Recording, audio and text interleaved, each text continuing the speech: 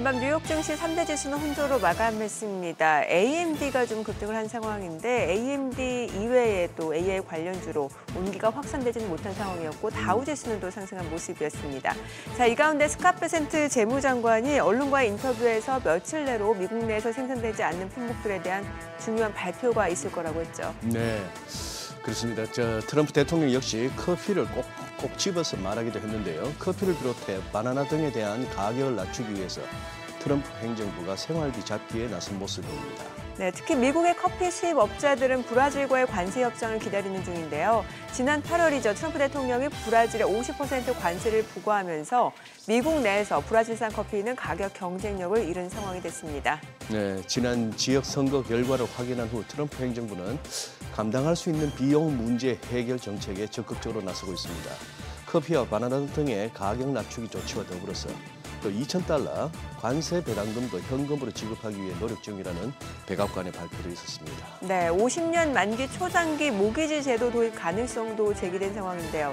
미국과 브라질과 관세 협상 또 트럼프 행정부의 물가 대책이 어떻게 시행될지 주목하셔야 될 것 같습니다.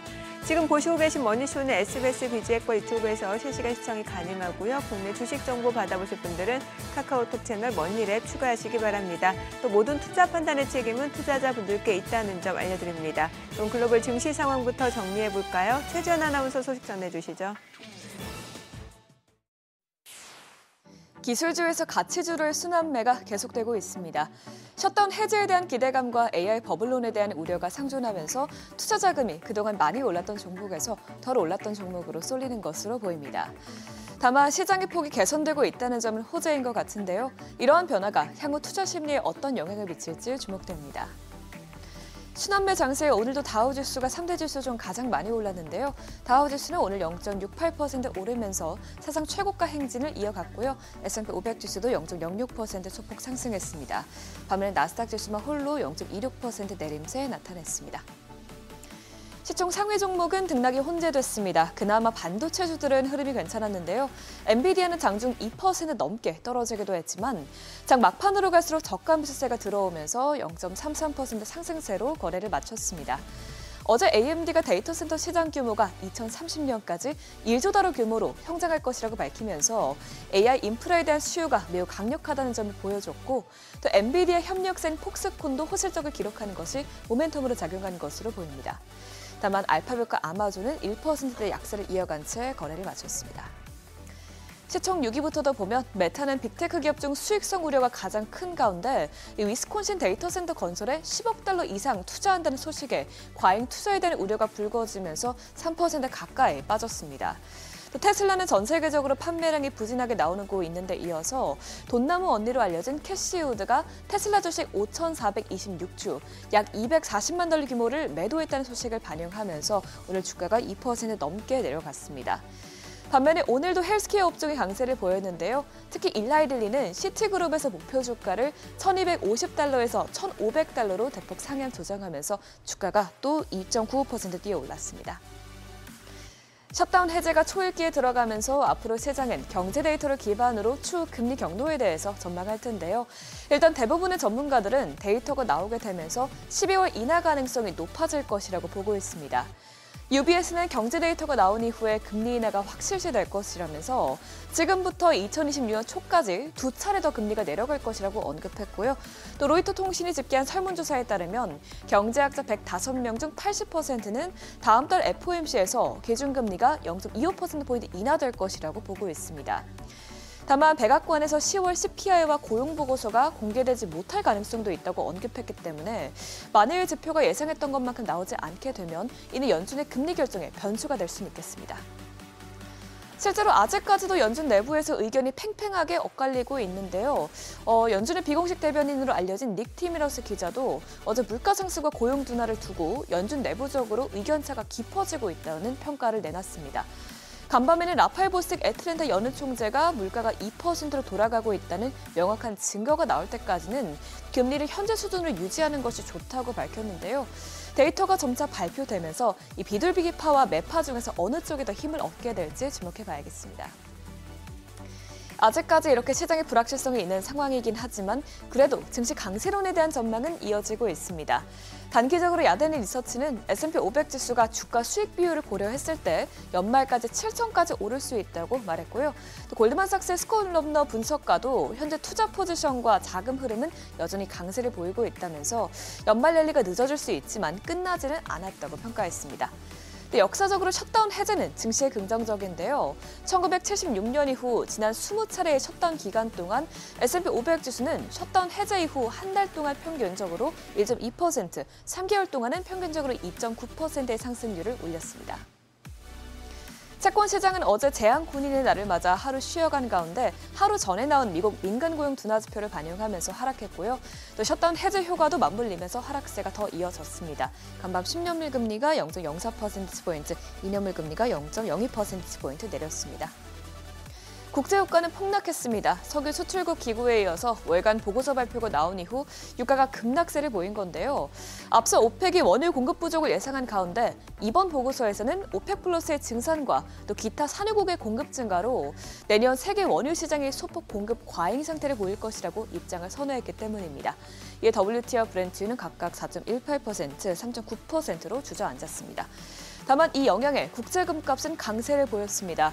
유가 급락으로 미국의 인플레이션 우려가 완화되면서 금리 인하 기대감이 커진 것이 금의 매력도를 높였는데요. 금선물은 2% 넘게 오르면서 온스당 4,200달러 돌파했습니다. 지금까지 굿모닝 마켓이었습니다.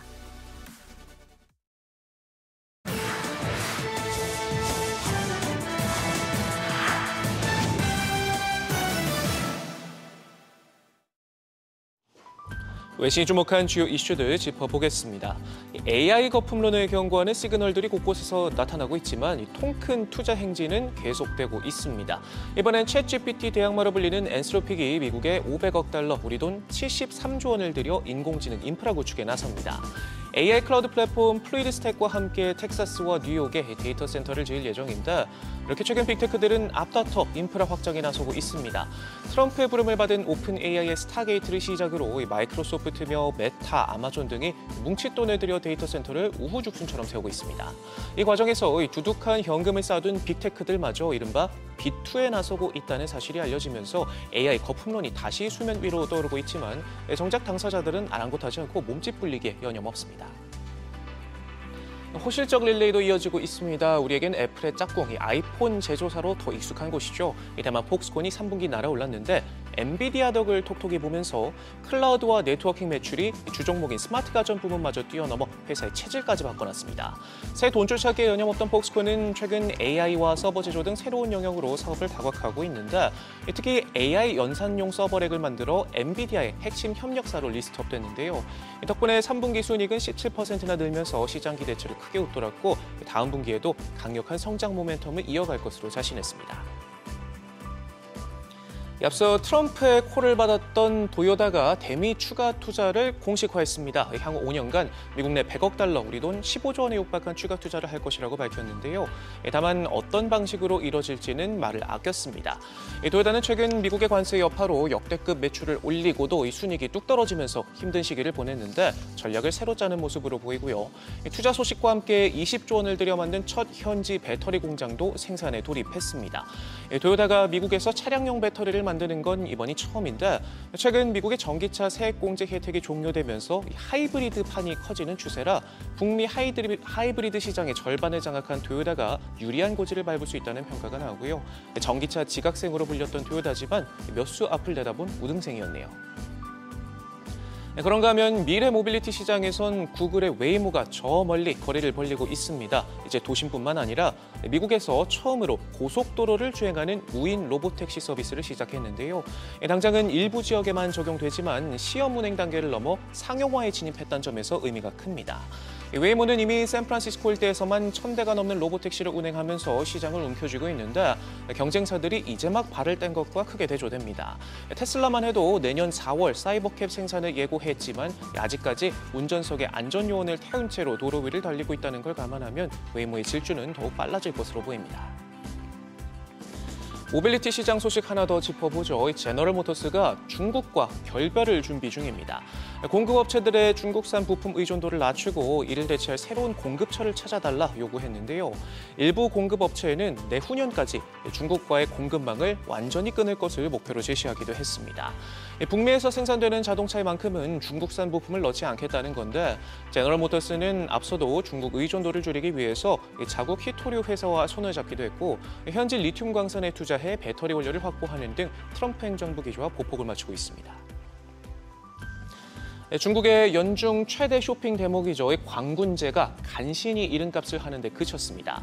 내수 위축으로 디플레이션 우려가 커지면서 지갑이 쉽사리 열리지 않았는데 매출은 350조 원 수준에 그쳤습니다. 이마저도 행사 기간을 역대 최고 수준으로 늘린 덕인데 그럼에도 올해 분위기는 잔잔했다고 하네요. 과거 실시간으로 매출을 공개하고 행사가 끝나고도 대대적인 미디어 행사를 열었던 중국 거대 전자상거래 기업들은 더 이상 숫자를 내놓지 않고 있는데요. 경제 불안과 길어진 행사의 피곤함을 느낀 소비자들이 꼭 사려던 물건이나 생필품 외에는 큰 돈을 쓰지 않으면서 소비 의욕이 뚝 떨어진 모습입니다. 지금까지 글로벌 비즈였습니다. 어제장에서 이슈가 있었던 업종 살펴보는 기업 이슈 시간입니다. ABL 바이오가 미국 일라이릴리와 총 3조 원 이상 규모의 기술 이전 계약을 체결했다는 소식에 상한가로 마감했습니다. 계약 규모는 약 3조 8천억 원이며 이 중 약 585억 원을 선급으로 지급받기로 했습니다. 이번 계약은 두 번째 대형 딜로 ABL 바이오가 보유한 그랩바디 B 플랫폼의 글로벌 경쟁력을 다시 한번 확인하는 계기가 됐습니다. 그랩바디 B는 혈뇌 장벽 투과 기술을 기반으로 중추신경계 질환 치료제 개발에 필수적인 약물 전달 문제를 해결하는 이중항체 플랫폼입니다. 이번 계약에 따라 ABL 바이오는 그랩바디 B를 일라이릴리에 제공하고 초기 공동 연구를 수행하며 일라이릴리는 후속 연구 개발, 생산, 상업화 등 이에 대한 책임과 권한을 단독 보유하게 됩니다. 어제 해당 소식을 필두로 제약바이오주들 전반적으로 흐름이 좋았는데요. ABL 바이오 상한가로 마무리가 됐고 이외에 면역 항암제 관련된 종목들 리가켄 바이오 17.56%, 오스코텍도 13% 넘는 상승률 보였고 마지막으로 박셀 바이오까지 7%대 강세 보였습니다. 정유사 핵심 수익 지표인 정제 마진이 연일 오르면서 국내 정유사가 4분기에도 호실적을 이어갈 전망입니다. 정제 마진은 석유 제품 판매 가격에서 원유 가격 등 생산 비용을 뺀 값인데 최근 원유 가격이 하락하는 가운데 전 세계 정제 설비수가 줄면서 정제 마진이 연일 오르고 있습니다. 원유 생산량이 늘어날 예정이어서 향후 가격은 더 떨어질 가능성이 큰 상황인데요. 참고로 주요 산유국들이 모인 협의체 오펙 플러스는 다음 달 원유 생산량을 하루 13만 7천 배럴 증산하기로 결정했습니다. 어제 정유주를 관련돼서 석유화학주도 함께 살펴보면 대한유화가 15% 넘게 올랐고요. 국내 정유 3사 같은 경우 GS가 6.69%, S-오일도 6%대 강세 보였고 마지막으로 SK이노베이션까지 3.43% 올랐습니다. 국회 정무위원회가 이달 중 법안심사 소위원회를 열어 토큰증권 법안 심사에 나섭니다. 금융당국이 연내 조각투자 장외거래소 업체를 선정할 예정인 만큼 연내 법안이 통과되면 토큰증권 발행 STO 시장이 본격적으로 개막하게 됩니다. 토큰증권 법안은 여야 간 이견이 없는 비쟁점 법안으로 따라서 논의 테이블에만 오르면 연내 통과가 가능한데요. 이달 법안 소위 이후 연내 법안 소위가 또 열릴 수 있을지 불투명하기 때문에 이번엔 반드시 통과돼야 한다는 목소리가 큽니다. 토큰증권 제도화 기대감이 커지면서 관련 테마가 어제 주목을 받았습니다. STO 관련주들 살펴보면 핑거가 19% 넘는 상승률 보였고요. 갤럭시와 머니트리도 17%, 유라클도 11% 급등세 보였습니다. 마지막으로 서울옥션까지 9%대 강세 보였습니다. 배당소득세 완화와 자사주 의무 소각 등 국내 증시의 우호적인 정책 논의가 이어지자 증권주가 다시 뛰는 모습입니다. 코스피지수 상승으로 거래 대금이 가파르게 늘고 있는 점도 증권주엔 호재입니다. 종합투자 계좌 등 증권사가 덩치를 키울 수 있는 제도적 변화까지 예정되면서 증권업종이 구조적 성장 국면에 들어섰다는 분석도 나오고 있습니다.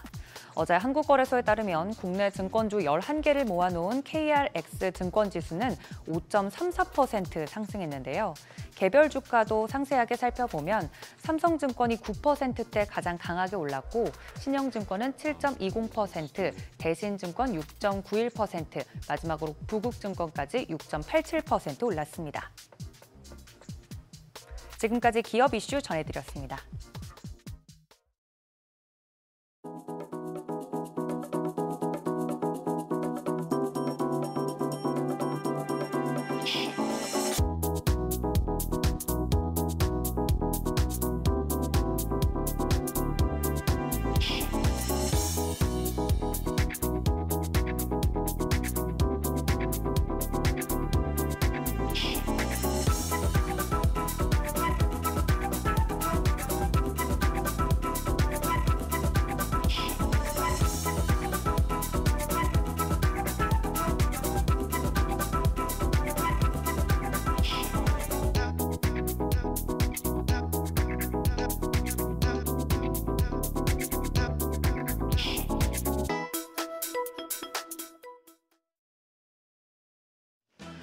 어제 국내 증시는 강했습니다. 그동안 반도체가 올라야 지수가 오르는 경향이 있었는데 어제는 좀 달랐습니다. 반도체가 부진했지만 오히려 여기 고여있던 자금이 여러 섹터로 흘러나오면서 반도체만 빼고 전반적인 강세장이 연출됐습니다.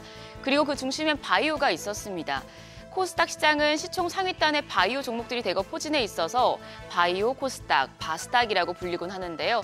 바이오가 이끄는 코스닥 장세가 조금 더 이어질지 오늘 분위기 파악이 필요하겠습니다. 어제장 복귀하면서 오늘장 투자 포인트 체크하시죠. 코스피가 3거래일 연속 올랐습니다. 1% 넘게 상승해서 4,150선을 회복했습니다. 코스닥은 더 강했는데요. 2.5% 급등해서 906포인트의 장을 마쳤습니다. 소프트뱅크의 엔비디아 지분 전량 매각 소식이 안티 AI 심리를 강화시킨 반면 정부의 증시 부양 의지를 확인하고 제약 바이오 섹터에서 개별 호재들이 연달아 나오면서 금융, 제약 바이오 섹터가 증시 상승을 이끌었습니다. 수급적으로는 유가증권 시장, 기관이 강한 사자세를 기록하면서 지수의 상승을 주도했습니다. 9,100억 원 넘게 순매수했습니다. 반면 외국인 전기전자 업종을 중심으로 4,300억 원 가까이 팔아냈고요. 개인들도 4,500억 원에 달하는 매도 우위 기록했습니다. 코스닥 시장에서는 메이저 수급주체의 쌍끌이 매수세가 유입됐습니다. 외국인이 2,400억 원 넘는 매수 우위였고 기관 1,235억 원 사자 포지션 취했습니다. 개인들은 3,600억 원 넘게 팔아냈습니다. 시총 상위 종목입니다. 코스피 상위 10개 종목 중에 반도체만 빼고 다 올랐습니다. 현대차와 KB금융, 한화에어로스페이스 등이 강세 기록했습니다. 코스닥 시총 상위단에서는 큰 폭으로 상승한 종목이 여럿 있었습니다. 먼저 ABL 바이오 단숨에 상한가로 직행했죠. 글로벌 제약사인 일라일리와 3조 8천억 원 규모의 기술 이전 계약을 체결했다는 소식 때문이었고요. 제약바이오 전반적으로 투심이 개선되면서 리가켄 바이오도 17% 넘게 급등했습니다. 또 비만 치료제 시장의 구조적인 성장세가 기대된다는 소식에 펩트론이 10% 넘게 올랐습니다. 에코프로와 레인보우 로보틱스, 파마 리서치 등은 약세였습니다. 환율 보시죠. 이제 1,500원까지 걱정해야 하는 상황입니다. 정규장 마감 시간 달러원 환율은 2원 40전 오른 1,465원 70전의 거래를 마치며 7개월 만에 최고치를 기록했습니다. 장중엔 1,470원까지도 터치하면서 원화값이 계속해서 하락하고 있는데요. 야간 거래에서는 오름폭을 확대하면서 1,470원 선에 근접했습니다. 미국과의 관세 협상 결과로 한국과 일본이 막대한 규모의 달러가 필요하게 되면서 달러화 대비 원화와 엔화의 동반 약세가 지속되고 있습니다. NDF에서 달러원 1개월물은 오늘 새벽 6시 기준 1,469원 30전을 기록했는데요. 오늘 환율 1,470원을 돌파한다면 시장의 부담으로 작용할 수 있겠습니다. 다만 자동차 등 수출주엔 호재가 될 수 있으니 고환율 국면의 수혜 그리고 피해 섹터들 한 번씩 체크하시기 바랍니다. 오늘은 대학 수학 능력 시험으로 국내 주식시장이 1시간 늦게 개장합니다. 어떤 섹터가 주목받을지 어제 장 마감 이후에 나온 뉴스들 통해서 가늠해 보시죠. 우선 컴퓨터 익스프레스 링크 CXL 관련주 어제 시간의 거래에서부터 부각이 됐습니다.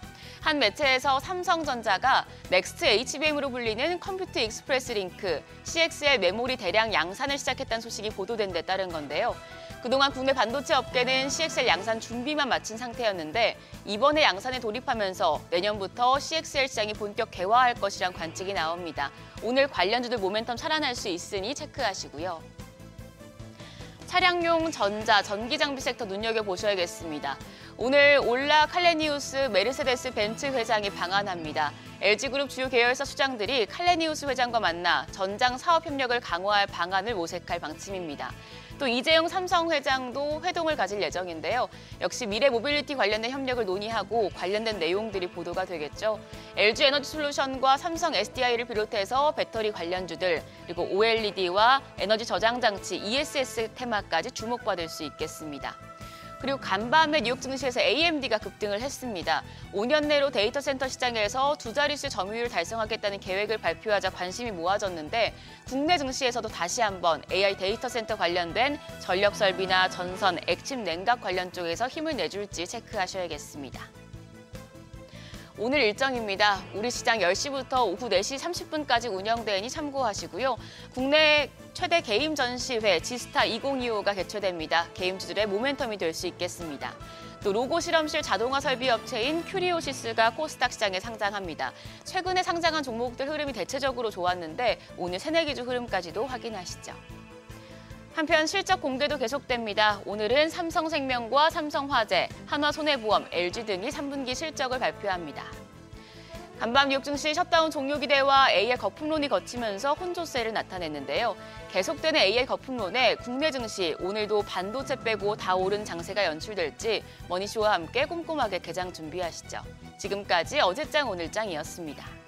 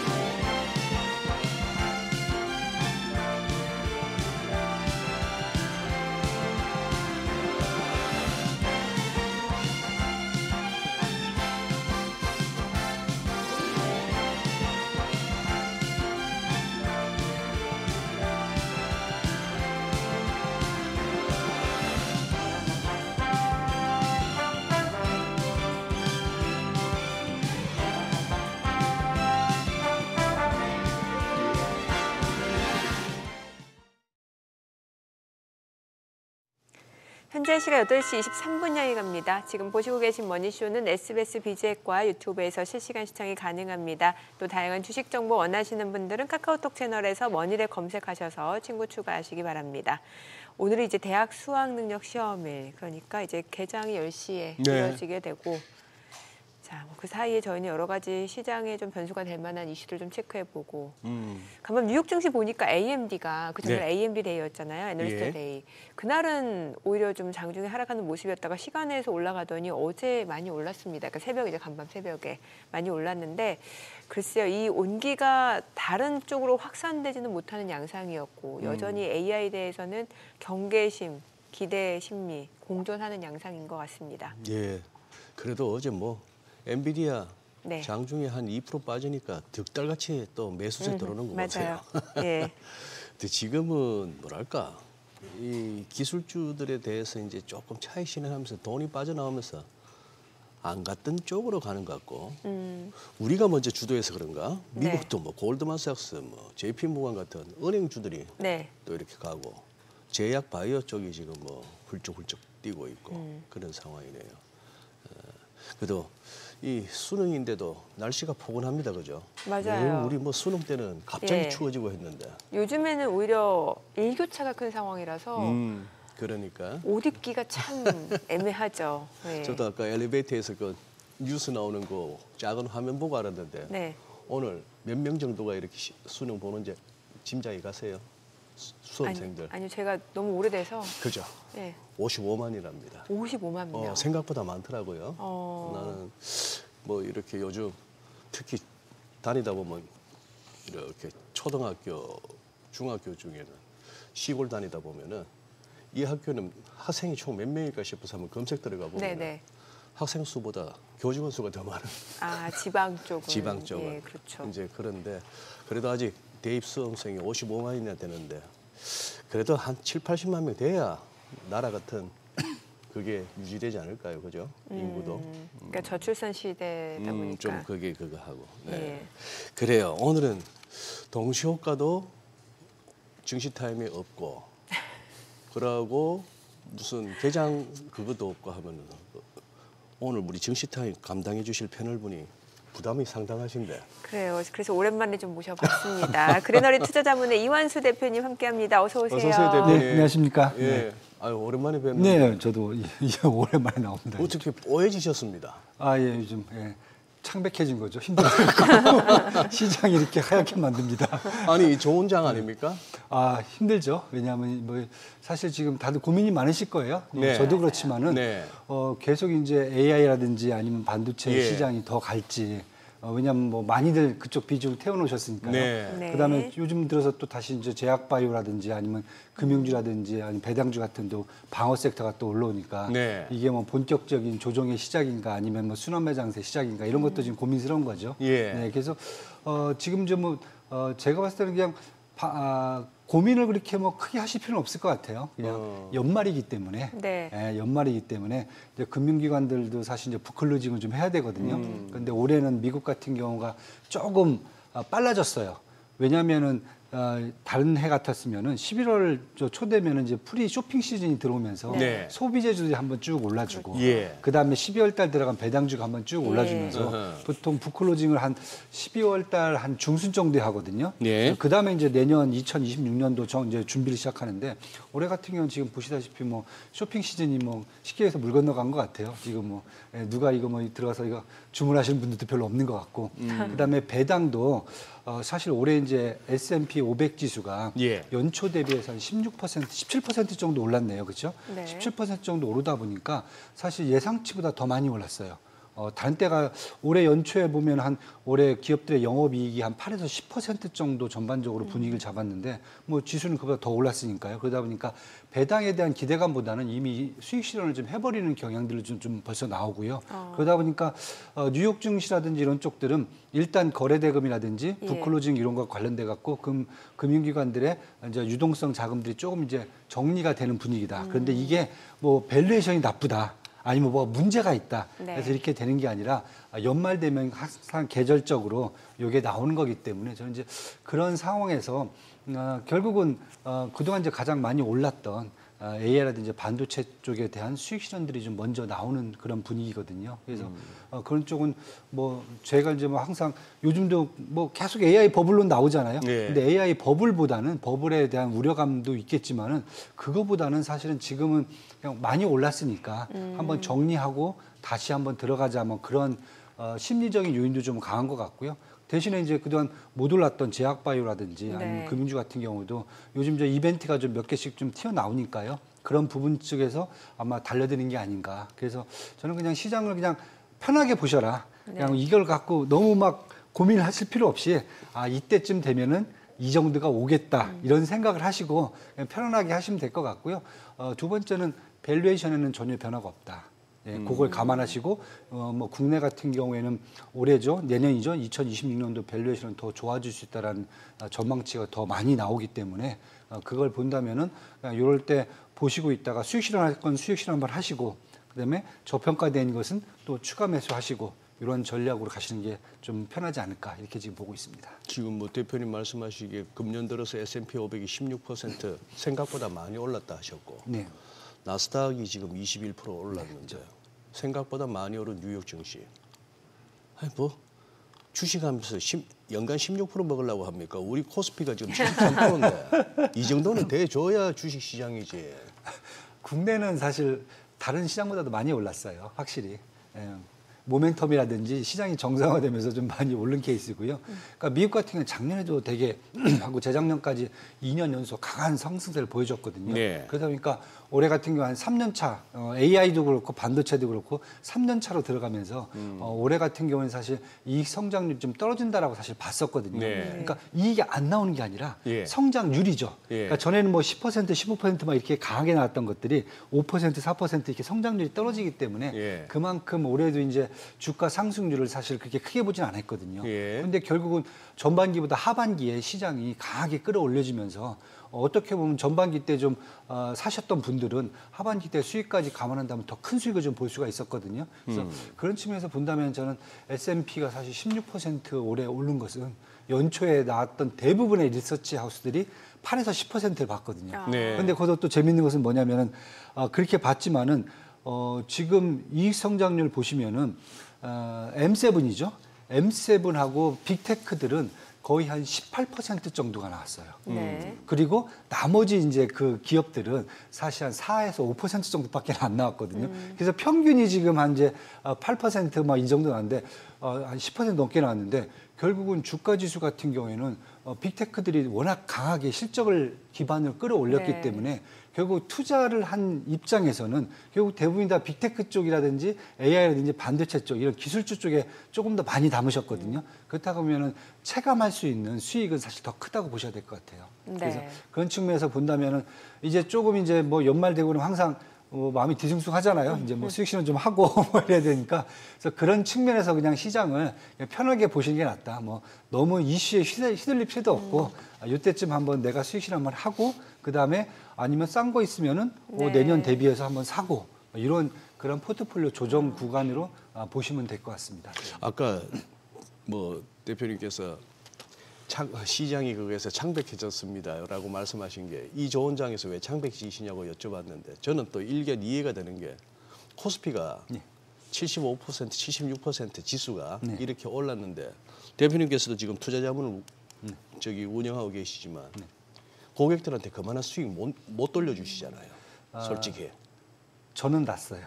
낯섰어요. 네, 저는 났습니다. 오, 대단합니다. 왜냐하면 첫 번째가 뭐였냐면은 결국 업종을 베팅을 해야죠. 아, 예. 예, 전반기부터 저는 이제 반도체하고 예. 이제 AI 쪽, 그 다음에 지주사 쪽, 어허. 예, 이렇게 3개, 로보틱스까지 4개만 집중적으로 갔거든요. 예. 그러니까 제약바이오 뺐고, 어. 그 다음에 이제 원전, 조방원 뺐고, 예. 그 다음에 마지막에 이제 신재생에너지까지, 두산 퓨얼셀까지 해갖고, 결국은 업종 배팅을 하니까 결국 거의 한 코스피보다 한 10% 정도 더 아웃퍼폼 하셨어요? 아웃퍼폼했고, 이 대박인데요. 예, 그 정도가 나왔고 그다음에 두 번째는 고객별로 약간 차이가 있어요. 고객별로. 네, 지난번에 되게 재밌는 뉴스가 나왔어요. 네. 60대 여성분들의 수익률이 가장 좋습니다. 아, 그렇더라고요. 네, 네. 그다음에 60대 그 회장님들의 수익률이 마이너스입니다. 왜 그런 거예요? 이제 저도 이제 고객 관리 많이 해보지만 예. 사모님들 이제 VIP 사모님들 예. 보시면은 많이 따라오세요. 전문가들이 얘기한 대로 따라서 하세요. 네네. 예, 그렇기 때문에 사실 약간 편견 없이 들어오시거든요. 그러다 보니까 뭐 따라서 하시면은 컨설팅 잘하시는 분들하고 네. 하시면은 수익이 다 괜찮아요. 뭐 연초에는 조방원 하시다가 예. 이후에는 이제 삼성전자 뭐 7, 8만 원 올라오면 또 삼성전자 또 옮겨 타시고 SK에서 옮겨 타시고 이렇게 수익을 내셨는데 네. 잘 하시잖아요. 저희 60대신 회장님들은 고집이 세십니다. 아집이 있죠. 아집이 있죠. 네. 본인들 생각하는 걸 꼭 하세요. 제가 설득을 3번, 4번 해도 안 들으세요. 예, 결국 보시면 그 자동차 계속 갖고 계시고 네, 그렇게 가십니다. 소장님도 60대 남성을 대표하는 네. 입장이시잖아요. 그렇죠. 예.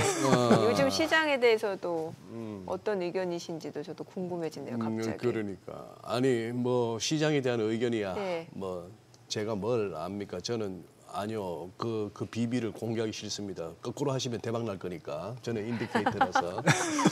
이제 그 말씀에 이제 대표님 말씀에 저희 이렇게 어릴 때 왜 우리 한 번씩 다 듣잖아요. 뭐 저기 약관부터 해서 40대면 이제 지천명이고, 예? 뭐 이런 식으로 50이 지천명인가? 50이 지천명이고 60이 62순인데 네. 2순이 이제 귀가 순해진다. 그렇죠. 그러니까 남의 말도 잘 듣는다. 그렇죠. 이러는데 그 공자께서 그거는 잘못 파악하셨더라고요. 네. 이 사람이 이거 나이 들면서 사람 안 변하더라고요. 그러니까 그렇게 해야 된다는 거죠. 길을 열고 그렇게 해야 된다. 다른 사람들의 의견도 좀 받아들이고 예. 좀 더 적극적으로 이렇게 이제 생각을 해야 되는데 네. 사실 길을 닫으시죠. 사실 60 넘으시면 내가 했던 것을 바꾸려 하진 않거든요. 그래서 그런 측면에서 보면 사실 시장이 어떻게 움직인다는 것을 사실 가장 가까이서 접하는 것은 전문가분들이고 또 우리 여기 계신 이제 뉴스를 하시는 분들인데 얘기를 하셔도 본인들의 이제 생각이 있으세요. 그러신 분들은 뭐 귀가 닫혀 있는 거죠. 결국은 그렇다 보면 본인이 계속 생각했던 뭐 자동차가 나쁘다는 게 아니라 누가 봐도 사실 자동차는 이제 상호관세 이런 것 때문에 힘들잖아요. 그러니까 그런 쪽을 계속 이제 붙잡고 계시는 거죠. 또 어떤 분들은 게임 쪽을 계속 보시는 거예요.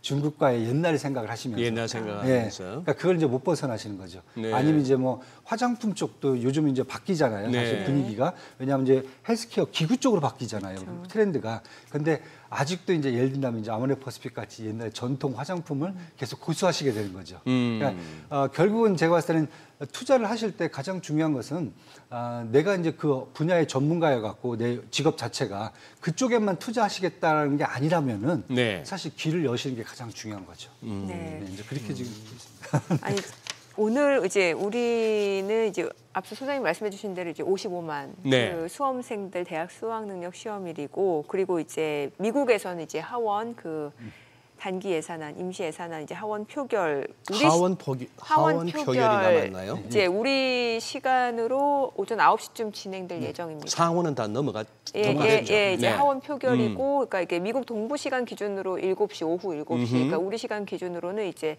잠시 뒤 한 25분 뒤쯤 9시쯤 그렇겠네요. 진행될 예정인데, 뭐 시장에서는 이게 통과될 거라고 보고, 그럼 빠르게 이제 트럼프 서명하게 되고, 이러면 이번 주 내에 이제 셧다운이 종료될 거다라는 기대감이 있는데, 이게 시장에 진짜로 좋은 영향을 줄 수 있을지, 왜냐면 이게 다 알려진 이제 사실 뉴스잖아요. 뉴스죠. 네. 예, 어떻게 보시나요? 저는 사실 되게 해제가 되면은 네. 사실 다른 거보다 예. 소비 문제를 좀 걸고 얘기를 하고 싶어요. 소비. 왜냐하면 지금 뭐 연말 되면 사실 이제 쇼핑 시즌 들어가거든요. 네. 왜냐하면 작년 같은 해도 저희 가족들이 이제 막 계속 불프에 들어가갖고 많이 주문하단 말이에요. 근데 예. 올해는 그런 생각을 안 하고 있어요, 지금. 네. 지금 이렇게 광분제 이슈도 이렇게 조용하게 뭐 묻힌 맞습니다. 경우도 예. 드물습니다. 네. 예. 네. 그런데 이제 만약에 셧다운이 해제가 된다라고 했을 경우에 지금 사실 결국 셧다운 해제에 들어간 가장 큰 이유가 다른 게 아니죠. 저소득층에 대한 지원 프로그램이 사실 스탑이 돼 있었고 네. 이거에 대한 압박이 있었었고 예. 그다음에 이제 철도라든지 도로, 항공 이런 쪽에 사실 이제 축소가 됐거든요. 네. 그러니까 물류하고 인편의 유통이 사실 또 정지된 상태로 그랬었죠. 축소됐고 그다음에 세 번째 연방 공무원들 140만 명이 이제 무급휴직으로 들어가버렸잖아요. 네. 근데 미국은 사실 이제 노동시장이 워낙 유연하기 때문에 잡을 또 바로 잡아서 자기들이 하거든요. 맞아요. 그 기간 동안에. 근데 그게 또 많이 안 됐어요. 그러다 보니까 소비가 다 죽었다는 거죠. 쉽게 얘기해서. 네. 그러다 보니까 이번 불프도 힘들어요. 그렇다고 보면 저는 다른 거다 이거 풀렸을 경우에 물론 뭐 경기 지표 나오는 것도 있겠지만은 일단 소비를 확대할 수 있는 그러한 기본적인 모멘텀을 작용할 수 있다. 뭐 연방 정부 공무원 140만 명만 해도 급여만 해도 뭐 밀린 급여를 또 준다고 그러잖아요. 그걸 받아갖고 먼저 할 수 있는 게 일단 소비라는 거죠. 저는 일단은 이게 소비고 두 번째는 지금 트럼프 대통령이 또 그 얘기를 했어요. 요게 좀 빨리 정리가 돼야 자기가 상호 관세로 얻은 연방정부가 받은 그것을 전 국민들한테 1인당 2,000달러를 지급하겠다. 소비 네. 쿠폰 주겠다. 제가 봤을 땐 그 정도 뭐 소비 쿠폰 같은 경우 원래 정치적 효과를 가장 높이려면은 크리스마스 이전에 줘야 되거든요. 그래야 가장 표를 끌어올릴 수가 있죠. 그렇다 보면 네. 그것도 사실 연방정부 셧다운 정리가 되면서 추진된다라고 그러면은 저는 사실 뭐 다른 쪽면보다 일단은 좀 소비가 좀 올라올 수 있는 예, 뭐 인위적이지만 네. 올라올 수 있는 그런 상황이 조금 더 좋지 않을까. 왜냐하면 아까 보면 진짜 그 저소득층들도 지금 예.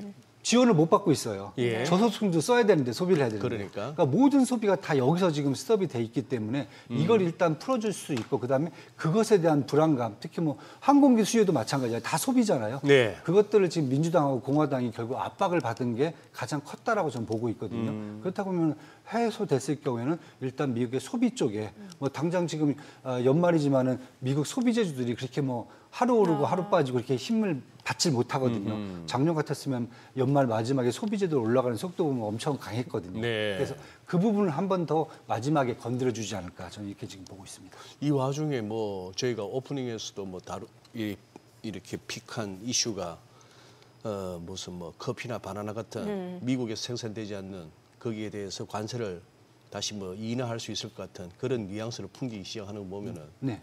이제 슬슬 이 때리는 사람 주먹이 이제 아파온다는 얘기죠. 그렇죠. 예, 그렇게 봐줘야 되겠는데 거기다가 뭐 2,000불을 갖다가 풀겠니 어쩌니. 빨리 풀어야죠. 예. 그래야 대법원에서 익스큐즈가 되죠. 대법원 이제 지난 5일부터 이제 심리 시작됐잖아요. 예. 상호관세가 불법인지 아닌지에 예. 대해서 물론 이제 지금 여론은 결국 이제 불법이지 않겠는가 이렇게 얘기하면은 결국 이제 그 돈 다 토해내라 뭐 그런데 그리고 사실 저희가 봤을 때 그 뭐 대한민국이 받는 거냐 저희가 받는 건 아니거든요. 왜냐하면 그 관세를 내는 쪽은 미국 내에 있는 미국 수입업자들이 내는 거거든요. 그렇겠죠. 그럼 미국 수입한테 이제 네. 돌려줘야 네. 되는데 네. 뭐 트럼프 입장에서 난 돈 다 썼다.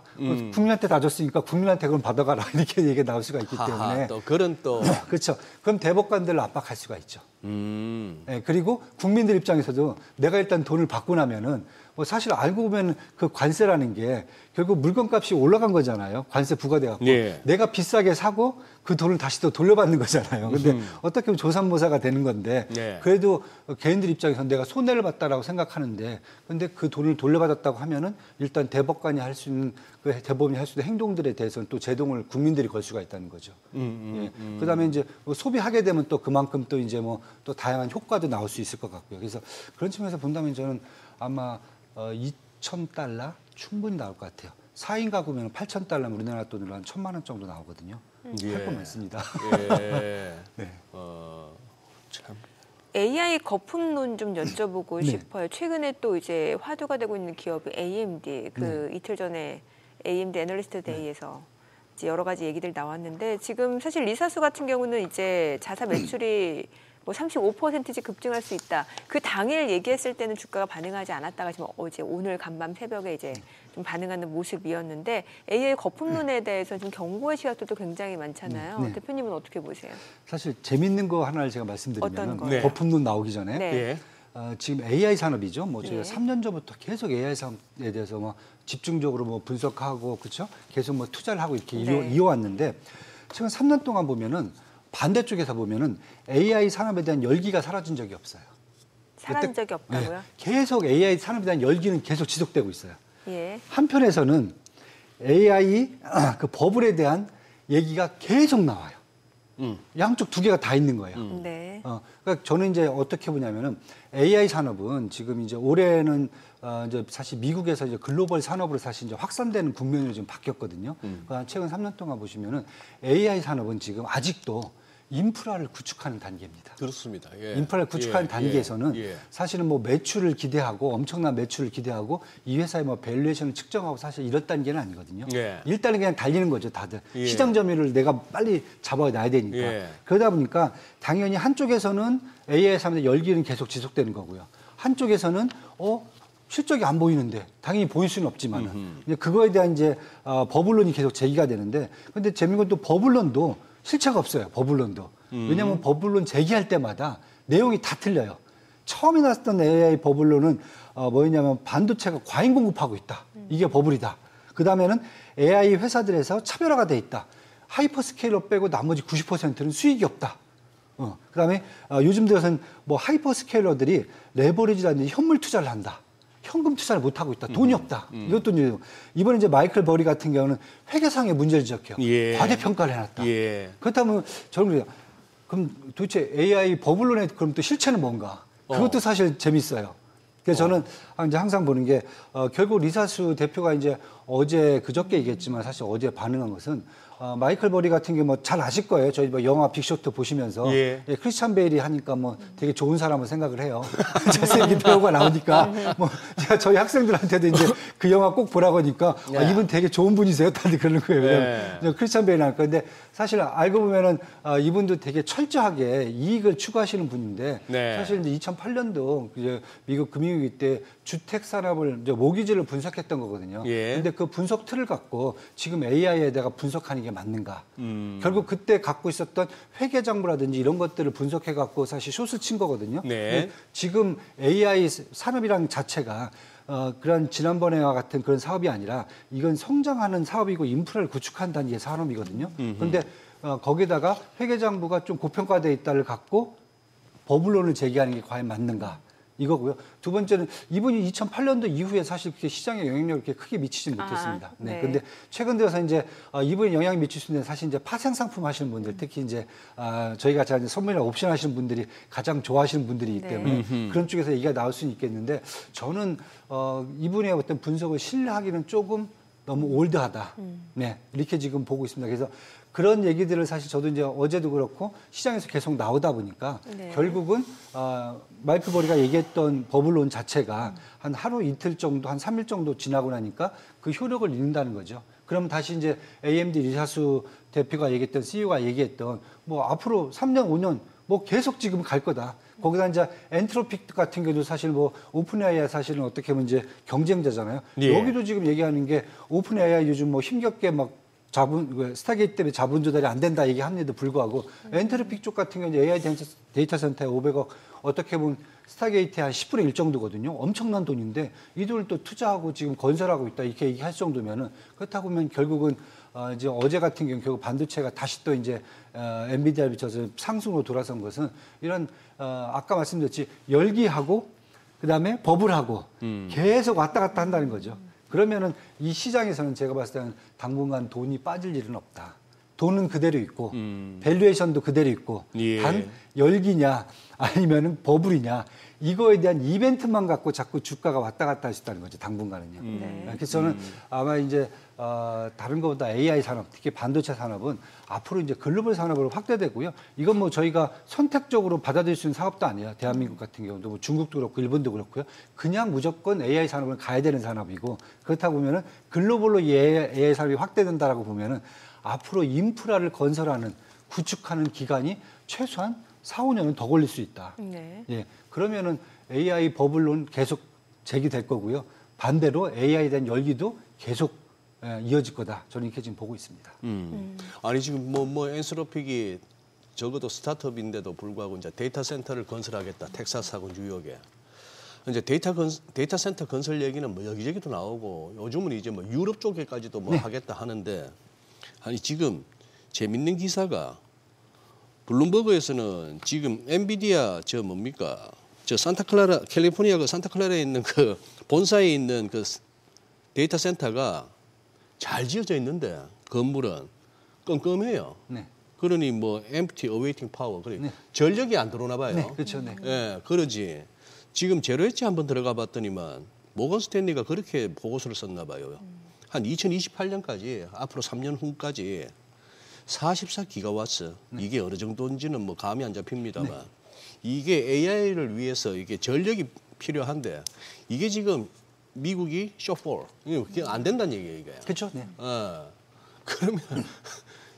그러면 지금 아직도 그러면 금 캐기 전에 지금 계속해서 청바지가 모자라고 꽃게기가 모자라네요. 그죠? 그렇죠. 네. 그런데 사실 미국의 전력 공급이라는 전력 것은 공급, 네. 사실 좀 다르게 봐야 돼요.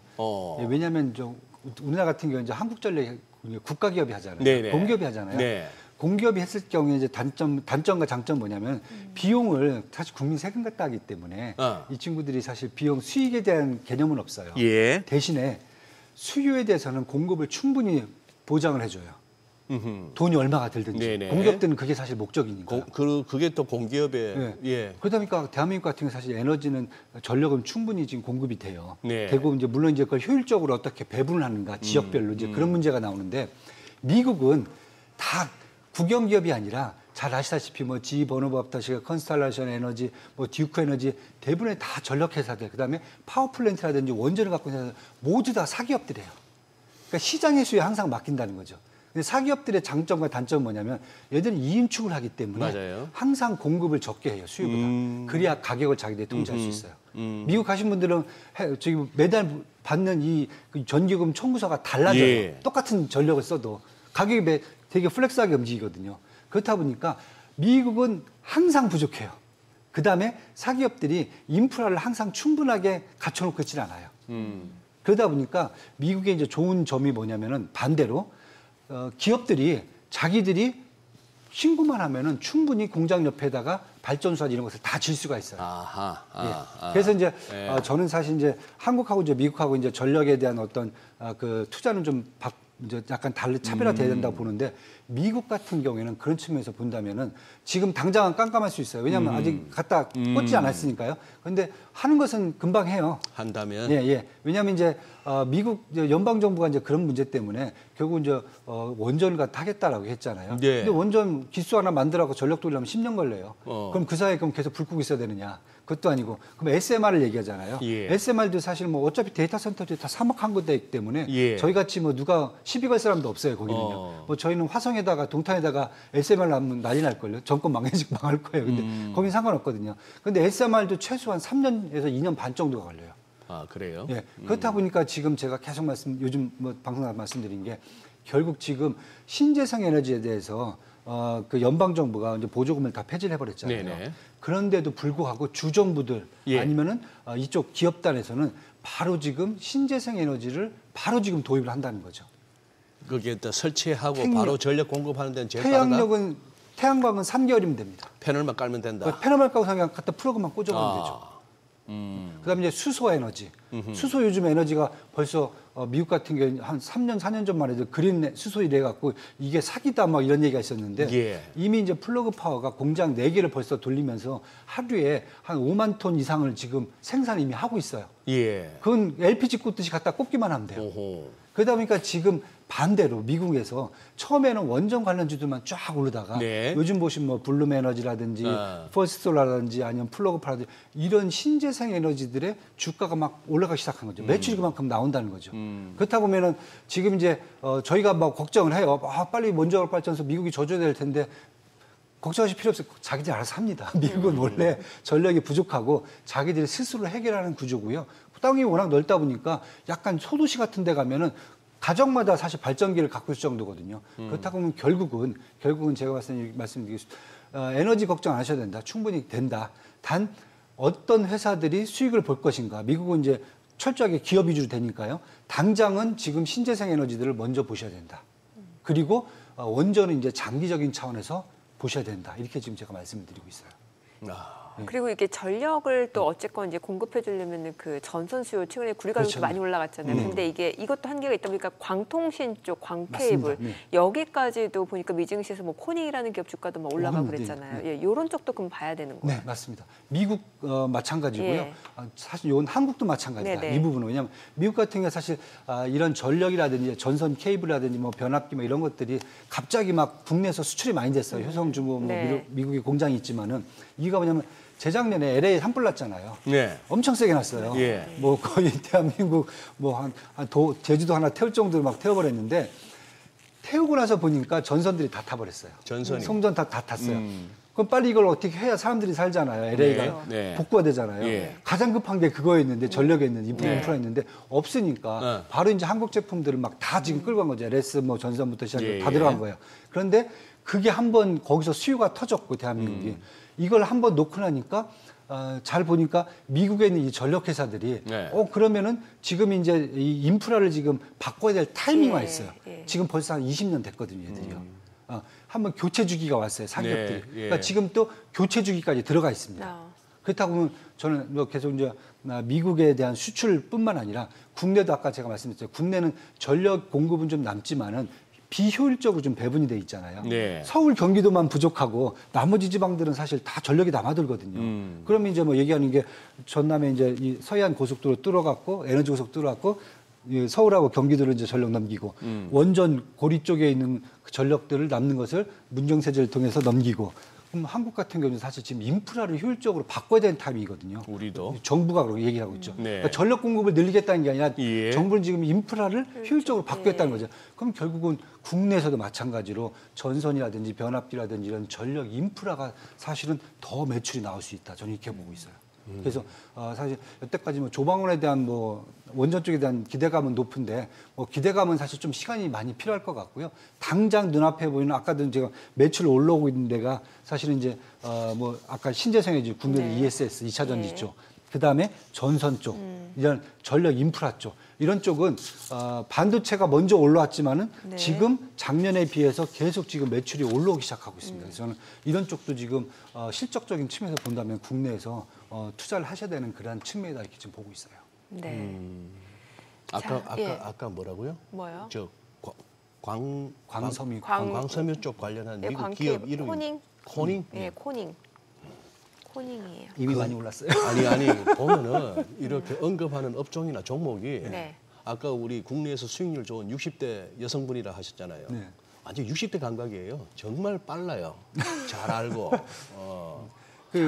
요즘은 다른 것보다 미국이 사실 국내 주시장이 요즘 들어서 이제 미국하고 다시 동조화가 됐거든요. 그래서 미국 쪽에서 먼저 가는 종목들이 있으면은 예. 곧 조만간 이제 한국 쪽으로 온다는 거죠. 왜냐하면 뭐 국내에서 그 업종에 대해서 수출을 할 수 있는 캐퍼가 가장 좋거든요, 한국이요. 그래서 저도 이제 앨범이라든지 이제 퀀텀 이스케이프 같은 2차 전지라든지 전구체 쪽이 요즘 미국에서 계속 올라오거든요. 네. 그렇다면 한국도 2차 전지 계속 다시 올라갈 수밖에 없다. 미국 내에서 아까 말씀드린 코닝 같은 광캡을 지금 올라온 지가 벌써 한 2달, 3달 넘었거든요. 예. 한국도 마찬가지죠. 같이 움직이고 있죠. 맞아요, 최근에. 예, 그래서 그런 쪽을 좀 먼저 보시라 이렇게 말씀드리면은 여성 고객분들은 딱 벌써 이해를 하세요. 하고 막 타야지 다음날 바로 사시는데 남자들 야 그건 지켜봐야 돼. 몰라. 이부터 말씀하시는 거거든요. 그 차이점입니다. 제가.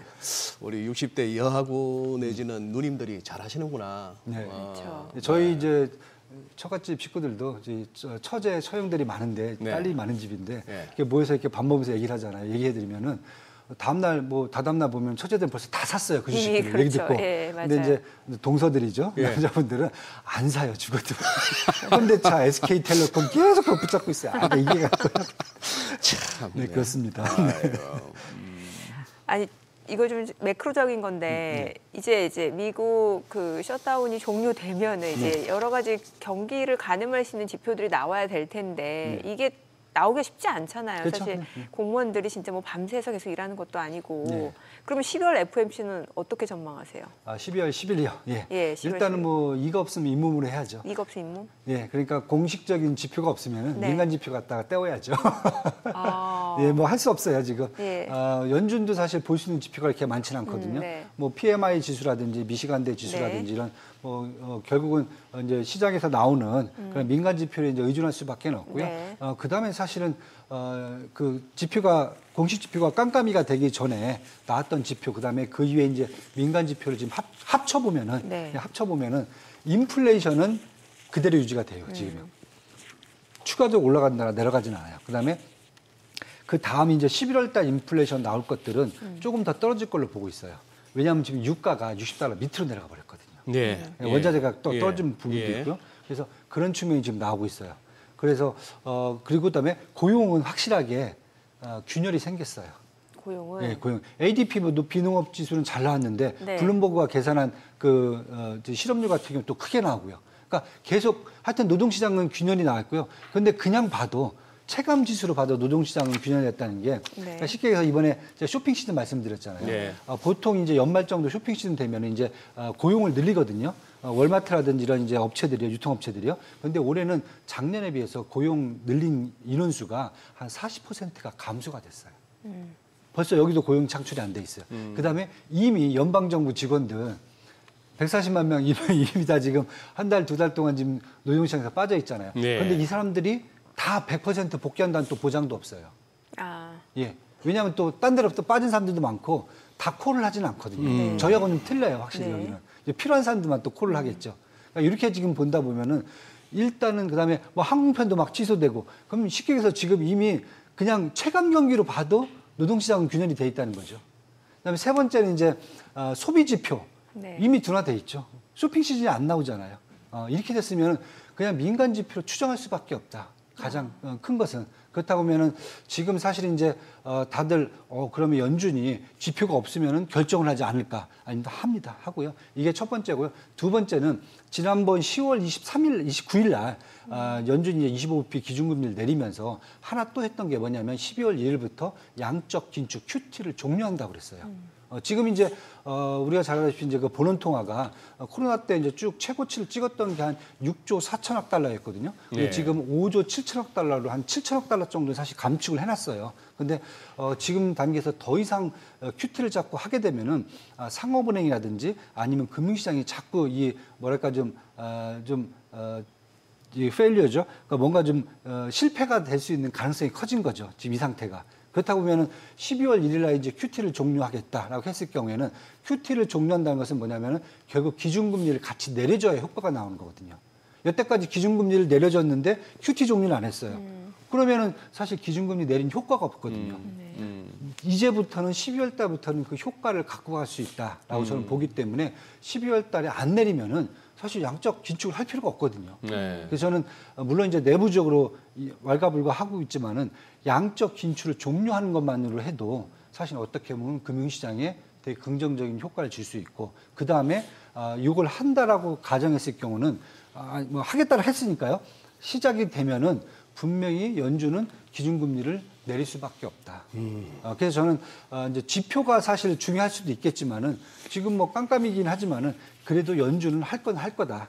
이렇게 지금 저는 이제 추정을 좀 하고 있습니다. 그러니까 25bp 인하를 할 거다 이렇게 네, 보시는 네, 거예요? 그렇게 보고 있습니다. 12월 달에? 네. 아직까지 페드워치가 지금 보고 있는 게 한 달 전만 해도 네. 29일 날 이제 지난주에 기준금리 내릴 때만 해도 사실 70% 이상을 봤었어요. 12월 네. 10일 날 내리는 게. 근데 파월 의장이 그런 매파적 발언이 좀 나온 이후에 사실은 지금 한 60% 정도, 한 10% 포인트 정도 약간 하락을 해 있거든요. 근데 저는 이제 셧다운 이제 정리가 되고 뭐 하든 이제 지표가 좀 나올 거예요. 앞에 9월 달, 10월 달 건 빠지더라도 향후에 나올 것은 이제 나올 것 같거든요. 만약에 나온다라고 했을 경우에 연준의 기준금리 인하 가능성은 더 올라갈 수 있다. 지금 다시 전 70%까지 복귀하지 않겠는가. 그렇다고 하면 12월 1일 날 양적 긴축 종료되고요. 그다음에 12월 10일 날 연달아서 아마 기준금리 인하를 할 수 있는 가능성은 되게 높다. 저는 이렇게 지금 보고 있습니다. 지금 아까 굿모닝 마켓에서 이제 소개를 해드렸지만 닉 티밀하우스 월스트저널 기자가 연준 내에 극단적인 어떤 분열이 있다 했는 그런 표현을 썼단 말이죠.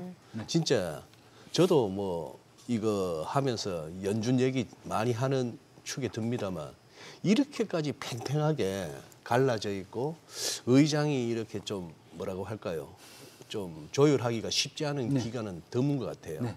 그리고 지금 계속해서 이제 금리를 갖다가 내려야 된다 쪽하고 그다음 내려도 50bp까지 얘기도 하고 네, 맞습니다. 이렇게 기본적으로 아까 굴스비도 자막도 나오고도 했습니다만 많은 심지어 어제 라파엘 보스틱은 나 내년에 임기 끝나면은 1월에 끝나지. 끝나면 나 은퇴한다.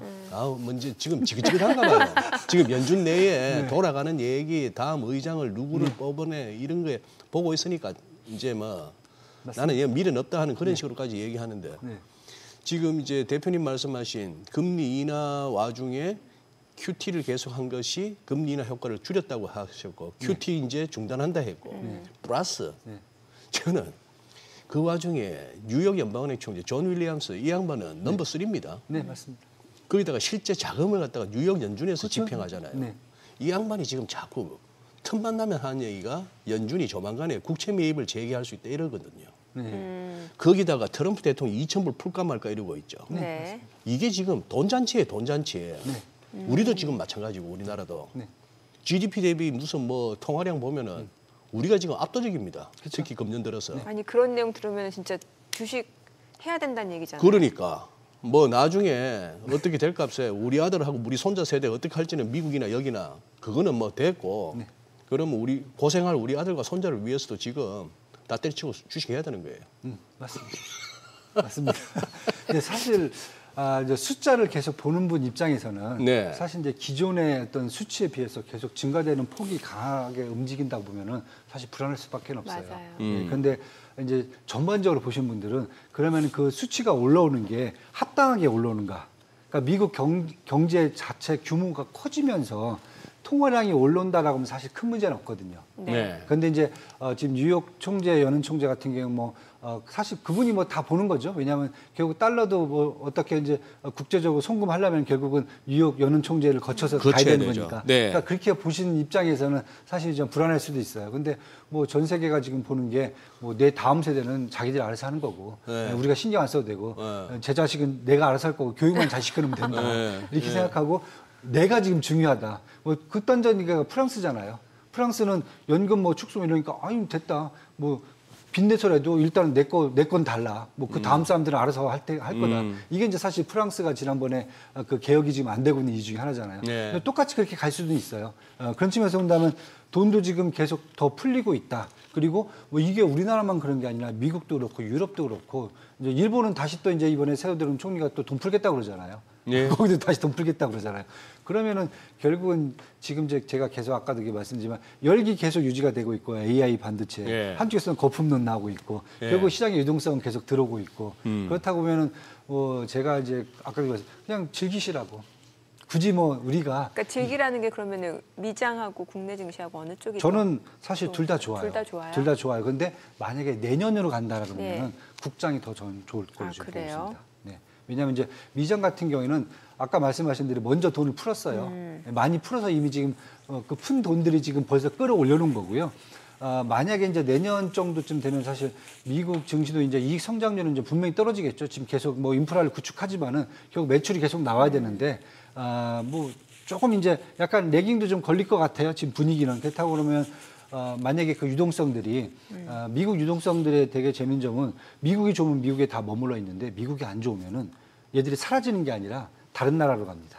그렇죠. 예. 다른 나라로 갔을 때 제가 봤을 때는 가장 지금 순위가 좋은 데가 한국, 중국, 그다음에 일본 이런 식으로 지금 보입니다. 그렇다고 보면은 저는 차라리 내년 같은 경우에는 외국인들 자금 더 들어오지 않을까. 그다음에 또 지금 뭐 다른 거보다 내년 같은 경우에 이제 저희가 MSCI 선진국 지수 편입될 수도 있잖아요. 지금 이제 그 얘기도 지금 이미 나오고 있고 뭐 네. 대통령이 벌써 가서 이제 뉴욕 증권거래소 벨도 좀 올려주시고 이미 다 얘기를 좀 한 것 같아요. 그렇다고 보면 외국인들의 패시브 자금도 한 내년 같은 경우에는 충분히 이머징 마켓으로 들어올 때 한국도 한 100조 원 이상 들어올 수 있다라고 지금 보여지고 있기 때문에 그럼 우리나라가 뭐 미증시 대비 좀 밸류에이션 매력도가 있어서예요? 아니면 펀더멘털이 좋아서예요? 밸류에이션도 좋고 펀더멘탈도 저는 좋아질 걸로 보여집니다. 환율 빼고. 환율만 빼고. 네. 아니 환율을 뺄 수는 없잖아요. 근데 왜냐하면 환율 갖고 다들 이제 고민을 하시는데 네. 지금 환율이 움직이는 변수가 예. 저희 이제 기본적인 펀더멘탈에 연결돼서 움직이는 지금 변수가 아니거든요. 예, 왜냐하면 저희가 인플레이션 조금 올라가고 있고, 그다음에 뭐 무역수지 흑자 지금 계속 나오고 있고, 그다음에 뭐 지금 2월 달부터는 이제 무역수지 흑자로 돌아섰잖아요. 우리나라가 한 1년 반 정도 적자 있다가. 그래서 매달 지금 50억 달러에서 90억 달러 흑자 나오면은 1년만 쌓아도 500억 달러 지금 흑자가 지금 되거든요. 그렇다 뭐 매년 200억 달러 미국에다가 현금 꽂아주는 것은 뭐 충분히 커버가 가는데요. 그래서 사실 그다음에 경제 성장률도 지금 3분기에 지금 나온 것도 그렇고 아마 이제 내년 성장률은 올해보다 지금 더 지금 높게 지금 잡기 시작했거든요. 그렇다고 보면 또 뭐 기업들도 지금 보시면은 물론 이제 5대 재벌 이 기업들의 이제 수익률이 가장 크긴 하지만은 내년도 사실 뭐 더 확대될 수 있을 걸로 보여준다고 하면은 저는 지금 이제 환율 변수 자체가 어떻게 보면은 국내 펀드멘탈과는 좀 약간 다르게 움직이는데 그래요? 그 변수가 좀 심리적인 요인이 전 좀 약간 크다고 지금 보거든요. 심리적인 예, 거라면 이제 예를 든다면은 지금 이제 국내 외환 시장이죠. 네. 외환 시장에서 달러의 공급이 예. 계속 유지가 돼요.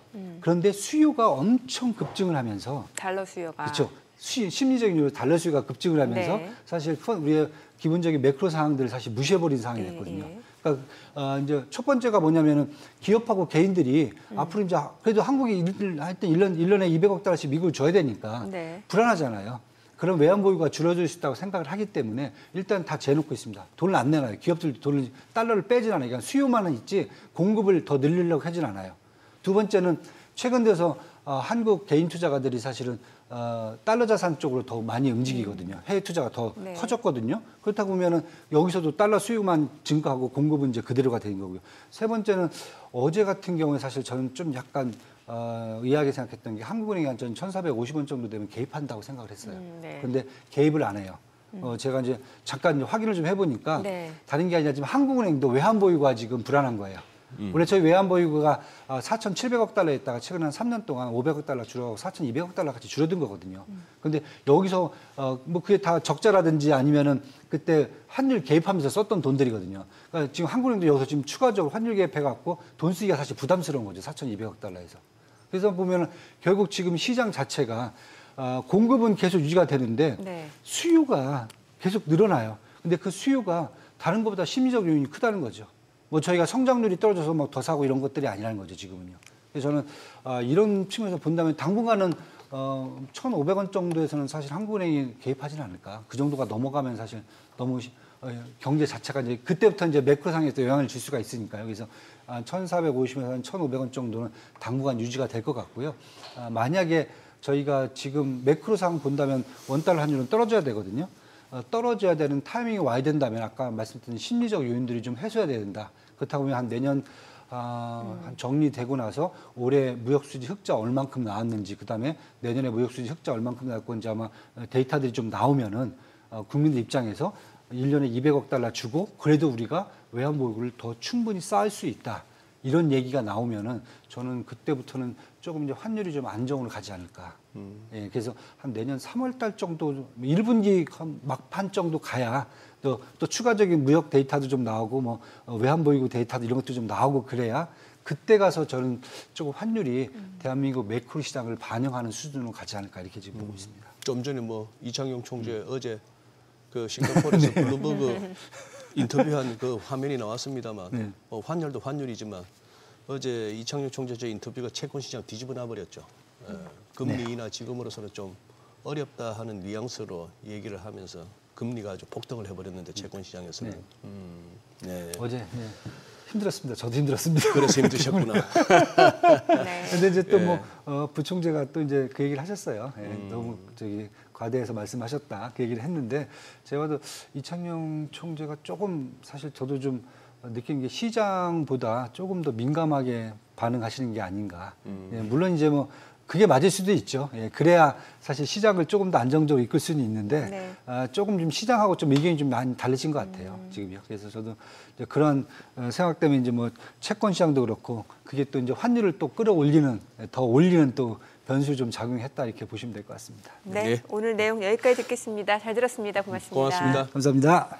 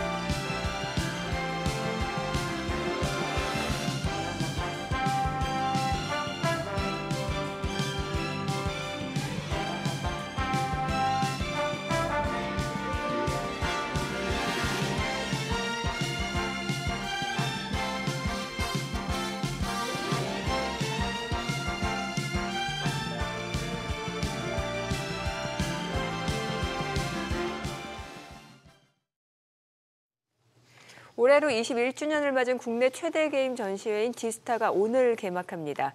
NC소프트와 크래프톤 등 국내 대표 게임사부터 블리자드 등 해외 게임사까지 대거 참여하는데요. 현장에 나가 있는 취재기자 연결하겠습니다. 김동필 기자.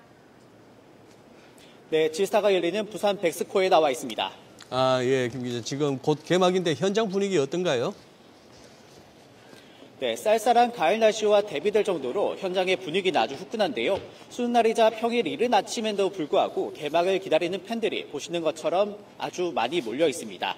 누구보다 빨리 들어가기 위해 오픈런을 준비하는 사람들도 있었는데요. 잠시 뒤 10시부터 이들은 차례대로 현장에 입장하게 됩니다.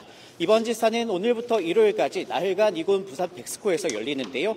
44개 나라에서 1,300여 게임사가 참여하는 역대 최대 규모로 열리게 됩니다. 네, 글로벌 시장을 겨냥한 게임 신작도 대거 공개한다고요. 네, 그렇습니다. 우선 첫 메인 스폰서를 맡은 NC소프트가 아이온2와 신더시티를 공개하면서 출사표를 던졌는데요. 이 자리에선 그간 공개하지 않았던 신작 RPG도 공개하게 됩니다. 넷마블은 프로젝트 이블베인 등 5쪽의 신작 게임을 공개하고요. 크래프톤의 차기작 패럴드 모바일도 첫 선을 보입니다. 해외에서도 스타크래프트와 디아블로로 친숙한 블리자드가 12년 만에 부산 지사에 복귀하게 되는데요. 다만 신작 공개는 하지 않고 오버워치2 e스포츠 관련 부대 행사를 진행할 예정입니다. 한편 올해 30주년을 맞은 대한민국 게임 대상에서 대상은 넥슨 자회사 데브캣의 마비노기 모바일이 수상하게 됐는데요. 넥슨은 이번 지사에 따로 부스를 마련하진 않았습니다. 지금까지 부산 백스코에서 SBS 비즈 김동필입니다.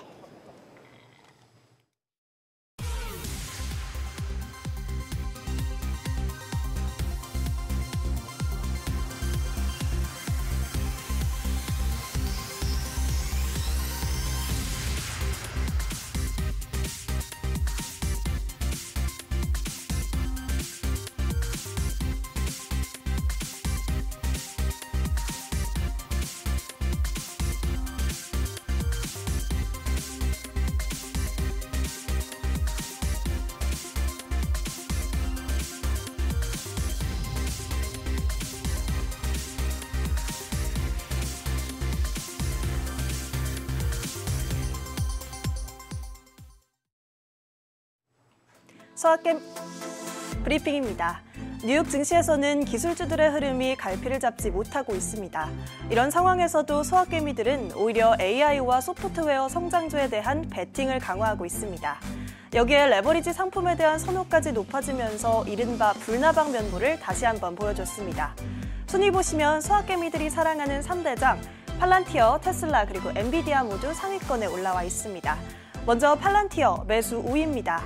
지난주 실적 발표 이후 11% 넘게 급락했던 팔란티어는 CTU가 차세대 원자로 스타트업 아발라 아토믹스에 투자했다는 소식이 전해지며 화요일엔 9% 가까이 반등했습니다. 하지만 이후엔 다시 조정을 받으며 주가가 약세였죠. 그럼에도 소확개미들은 이런 단기 변동성보다는 AI 기업으로서의 성장 가능성에 주목하며 되려 저가 매수에 나섰습니다. 4위와 2위 모두 테슬라 관련 종목들입니다. 테슬라는 현지 시간 11월 6일 주주총회에서 머스크의 1조 달러 보상안이 승인되며 불확실성이 다소 해소됐습니다. 다만 중국에서의 판매 부진 등 부담 요인은 여전히 남아있기 때문에 앞으로의 흐름도 계속 지켜보셔야겠습니다. 3위는 엔비디아입니다. 다음 주 예정된 실적 발표를 앞두고 서학개미들은 꾸준히 물량을 모으고 있습니다. 최근 기술주 조정으로 인한 급락도 오히려 저가 매수의 기회로 삼으면서 매수 3.2억 달러 기록했습니다. 마지막 1위는 반도체 세배 ETF SOXL입니다. AI 버블 논란이 완전히 해소되지 않은 가운데 기술주가 오르락내리락 하고 있지만 서학개미들은 이 조정 국면을 오히려 반등의 발판으로 판단하고 있습니다. AI 반도체 업황이 조정을 거친 후 결국 회복세로 돌아설 것이라는 전망 속에 SOXL 7.7억 달러로 뚜렷한 매수 우위 기록했습니다. 그럼 뉴욕 증시에서 주목받은 종목 리포트 살펴보겠습니다. 먼저 AI 반도체의 대표 주자죠. 엔비디아에 대한 시티그룹의 리포트입니다. 시티그룹은 엔비디아가 이달 19일 발표할 3분기 실적에서 시장 기대를 웃돌 것이라고 전망했습니다. AI 관련 지출이 꾸준히 늘면서 데이터 센터 매출이 강하게 성장세를 이어가고 있다는 분석입니다. 또 엔비디아의 PER이 경쟁사인 브루드컴이나 AMD보다 낮기 때문에 상대적으로 투자 매력이 높다는 점 역시 강조했습니다. 이에 투자 의견은 매수로 유지했고요. 목표 주가는 기존 210달러에서 220달러로 상향 조정했습니다. 다음은 엔비디아의 투자처로도 잘 알려진 코어위브 관련 리포트입니다. AI 인프라 시장의 기대주로 꼽혔던 코어위브가 최근 공급망 차질로 주가가 흔들리고 있죠. 이에 JP모건은 코어위브의 수익 일부가 내년으로 넘어갈 것으로 보고 투자 의견을 비중 확대해서 중립으로 낮췄습니다. 목표 주가도 135달러에서 110달러로 하향 조정했습니다. 그동안 대형 클라우드 기업들에 집중됐던 용량 제약이 코어 위브까지 번지고 있다는 분석인데요. 다만 완전히 부정적인 시각만 있는 건 아니었습니다. 최근 나사와 영국 정부 등 새로운 공공기관 고객을 확보하면서 정부 부문으로의 확장이 본격화되고 있다는 점은 긍정적으로 평가했습니다. 마지막으로 트루이스트 증권은 테슬라에 대해 보유 등급을 유지했습니다. 목표 주가도 현재 주가보다 낮은 406달러 그대로 유지했습니다. 머스크의 주식 보상안이 주주 승인을 받게 된 건 긍정적으로 평가했지만 완전 자율주행이나 로보택시 같은 AI 사업들은 아직 돈을 제대로 벌지 못하고 있다며 신중한 입장을 유지한 겁니다. 테슬라의 FSD 기술에 대해서도 인상적이지만 아직 완벽하진 않다고 짚었는데요. 이런 높은 밸류에이션과 변동성을 고려해 단기 주가 흐름에는 중립적인 태도를 유지하고 있습니다. 지금까지 종목 리포트 전해드렸습니다.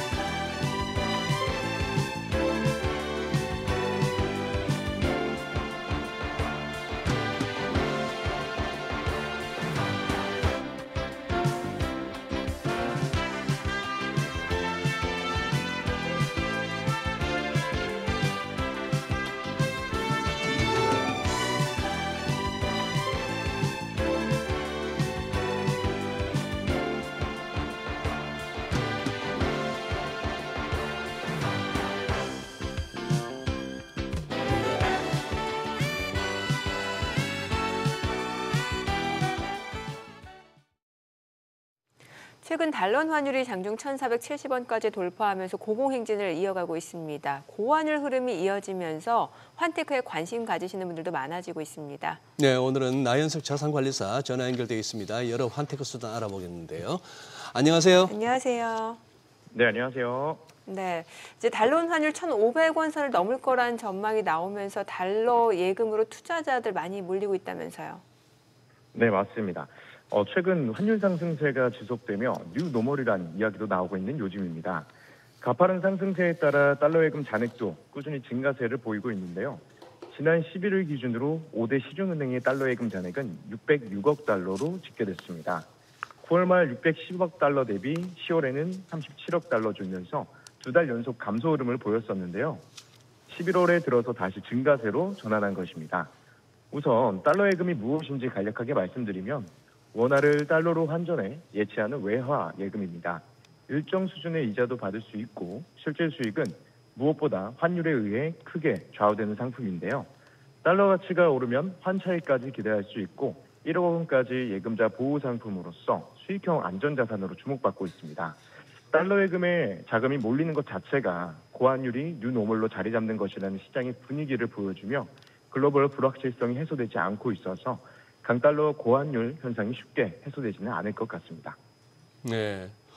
금리 더 높게 쳐줘요, 달러가. 거기다가 환율 계속 올라요. 요즘은 하루 10원 페이스인데, 그러니 당연히 저럴 수밖에 없는데. 자, 이제 2030 세대 중심으로 이제 소액 환테크죠. 이 부분을 갖다가 이제 꼭 큰 금액이 아니더라도 이제 한번 도전해 볼 수 있는 거 아니겠습니까? 어떤 수단이 있다고 보십니까? 네. 요즘 환테크, 소액으로 이용할 수 있는 환테크족이 빠르게 확산하고 있는 게 사실인데요. 단순히 해외여행 결제용으로 쓰이던 트래블 카드가 최근 환율 이슈 속에서 환테크 수단으로 적용되고 있습니다. 트래블 카드는 카드사와 은행이 연계해 제공하는 외화 특화 결제 수단으로 원화를 외화로 환전할 때 수수료를 면제하거나 우대 환율을 적용해 줍니다. 소비자들은 이러한 트래블 카드 결제 용도뿐 아니라 환테크 수단으로 활용하고 있는 것인데요. 과거에는 직접 환전 신청을 하고 영업점 방문하여 외화를 수령하는 방식이 일반적이었지만 모바일 앱을 통해서 간편하게 환전이 가능하다는 점, 은행권에서 미국 달러 환전, 살 때의 수수료율은 일반 영업점 통상 1.5%에서 1.9%, 공항은 4.2%에서 4.25%에 달하는데 이와 비교하면 트래블 카드는 환전 수수료가 무료라는 점 또한 굉장히 유리합니다. 다만 이 트래블 카드를 이용한 환테크 수단으로 활용할 때에는 재환전 수수료를 주의해야 하는데요. 통상 0.5%에서 1% 재환전 수수료가 발생하는데 이렇게 되면 온전한 환차액을 실현하기가 어렵겠죠. 해서 카카오뱅크 달러박스가 입출금 환전 수수료 100% 우대로 환차액 실현에 유리하겠고요. 또한 토스뱅크의 외화 통장과 연동된 트래블카드가 주목받고 있습니다. 현재 출시된 트래블카드 중 유일하게 환전과 재환전 수수료가 없어 환차액 수익 실현에 높을 수 있겠습니다. 이처럼 트래블카드의 본래 목적이었던 여행 결제 편의성 강화를 넘어서 최근에는 외화, 예치 이자 관리 등 자산 관리 기능을 앱 내에 통합해서 외화 관리 플랫폼으로 확장되고 있는 모습입니다. 네, 오늘 내용 잘 들었습니다. 고맙습니다. 네, 감사합니다. 국내외 증시 주요 흐름 투자 포인트 자세히 짚어보겠습니다. 네, 오늘은 레몬리서치 김민수 대표 나와 계십니다. 어서 오세요, 김 대표님. 안녕하십니까. 2주 만에 다시 뵙는 건가요? 네, 다음 주도 뵙고 싶습니다. 예, 예. 그래요. 두 분은 2주 만이시지만 네. 시청자분하고 저는 아닌데. 아, 그래요? 예. 아닌데. 우리 또 타 채널에서 보시면 또 계속 이어갈 수 있습니다. 그게 아니고 네. 제가 지난번에 연재 아나운서하고 같이 했을 때 나왔었던 게 2주 전이 아니구나. 좀 더 됐구나. 네. 어쨌거나 가물가물합니다. 예. 예. 맨날 이렇게 저녁에 뵐 때는 경무에 시달리고 뭐 늘 거무튀튀하더니 아침에 또 뵈니까 이렇게 또 깔끔한 면이 있으시네. 자, 오늘 우리 김민수 대표님의 내공을 진짜 한번 그거 측정해 보고 싶어요. 지금 공이요? 우리가 이 시간대면은 개장 초 흐름을 보고 또 우리 김 대표님은 아주 약삭 빠르게 거기에 대응해서 또 이제 시황을 갖다 전개하실 텐데 지금 장 열리기 전입니다. 오늘 또 옵션 만기일입니다. 네, 금통위 결정도 있습니다. 금통위도 있습니다. 네. 오늘 우리 장 오를까요, 빠질까요? 아주 큰 것부터 던지고 시작을 하시는데요. 예. 그거는 일단 뭐 조금 있다가 이제 그 셧다운 이제 통과되고 나와서 이제 환율 분위기도 좀 봐야 될 것 같고요. 그런 것까지 확인했을 때 일단은 오늘도 오른다의 무게를 조금만큼 더 두고 보고 싶습니다. 사실 이 질문 자체가 의미가 없는 게 어차피 대응하시는 분이잖아요. 그렇죠. 예. 시장 흐름에. 맞습니다. 뭐 자기가 세운 뷰나 전망이 어떻든 간에. 그러면 하나만 더 여쭙고 본격적인 질문 갈게요. 네. 오늘 지스타 열리는데 오늘 게임주 개장 초에 무조건 일단 잡아요, 게임주. 아까 그 기자분이 너무 부러웠습니다. 왜요? 그 인터뷰 마치고 바로 들어가실 거 아닙니까? 글쎄. 그거 진짜 부산의 큰 행사인데. 네.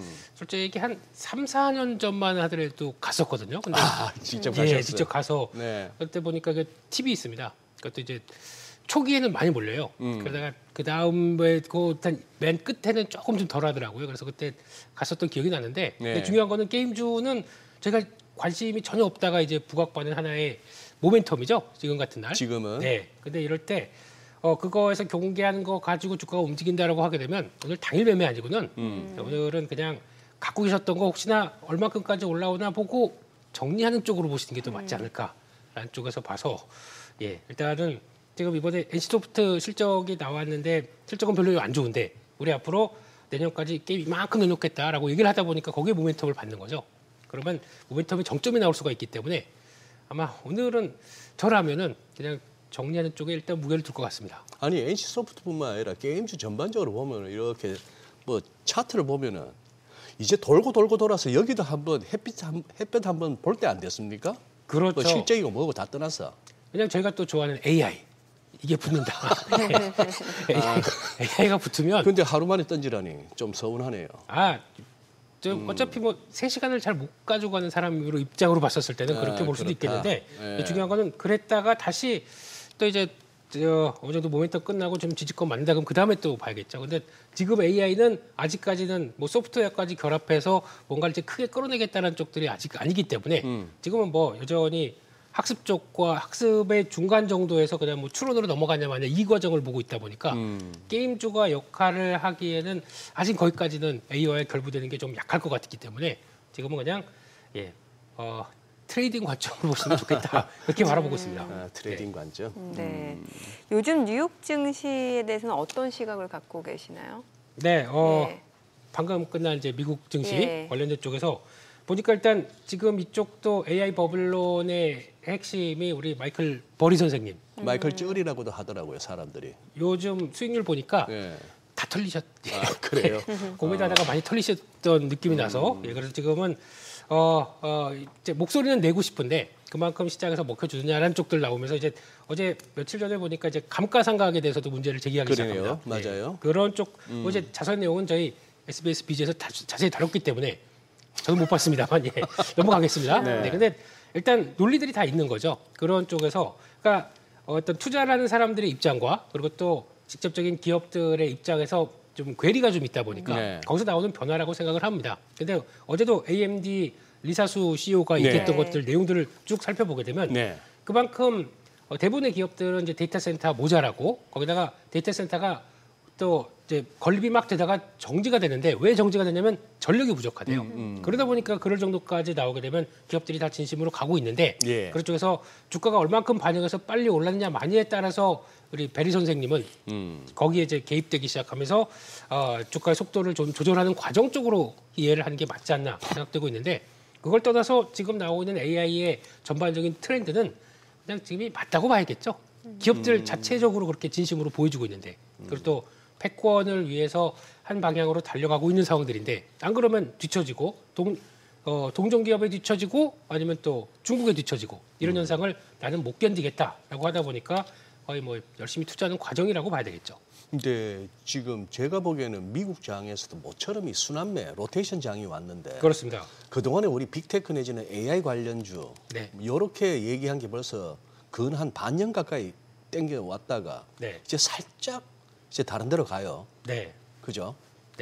요 흐름은 어떻게 좀 길어질 것 같나요? 아니면 그냥 쉬어가는 단계로 보이십니까? 일단은 쉬는 단계로 봐야 될 것 같고요. 그런 쪽에서 이제 미국에서도 그러니까 반도체나 IT 테크 쪽을 보게 되면은 약간 그러니까 시스템 반도체 쪽들은 약간 좀 주춤합니다. 그러니까 왜냐면 AMD가 잘 나가다 보니까 엔비디아도 영향받고 그 안쪽에서 왔다 갔다 하면서 그 약간 생각보다 AI 쪽에서 그동안 좀 많이 올라왔지 않습니까? 올라오다 보니까 그 피로감들도 좀 보이는 것 같은데 하지만 우리와 관련된 메모리 반도체 쪽들은 분위기가 또 정반대입니다. 특히 이제 메모리 반도체라고 하게 되면 미국에서는 거의 요만한 종목이지만 마이크로 테크놀로지 저희만 열심히 보고 있는데 그들은 그냥 중소형주로 보고 있습니다. 중소형주. 미국에서는 그런 관점과 또 요즘 크게 또 샌디스크 같은 경우도 거의 급등해서 잘 내려오지도 않고 있고 이런 쪽들의 업황을 얘기하는 거는 메모리 반도체도 이제 AI 시대에 이만큼 역할을 차지하고 있고 거기다 이제 낸드 같은 경우도 지금 분위기는 적자만 나지 말아라고 봤던 사업부가 이제는 가격들이 막 펑펑 뛰다 보니까 이거를 우리가 더 조절해야겠다. 안쪽에서 삼성전자, SK하이닉스도 아예 생산량을 조절해 버립니다. 그러면 가격이 더 뛰어버리겠죠. 그걸 좀 즐기고 있는 측면들이죠. 그러다 보니까 한 축으로 바라보거든 낸드도 그렇고 뭐 디램이야 뭐 당연히 그렇게 강한 모습들이고 그런 상황이 되다 보니까 지금 분위기는 일단 메모리 쪽에서도 또 챙기는 분위기가 나오다 보니까 우리도 많이 올랐지만 좀 필요할 텐데 안 필요합니다.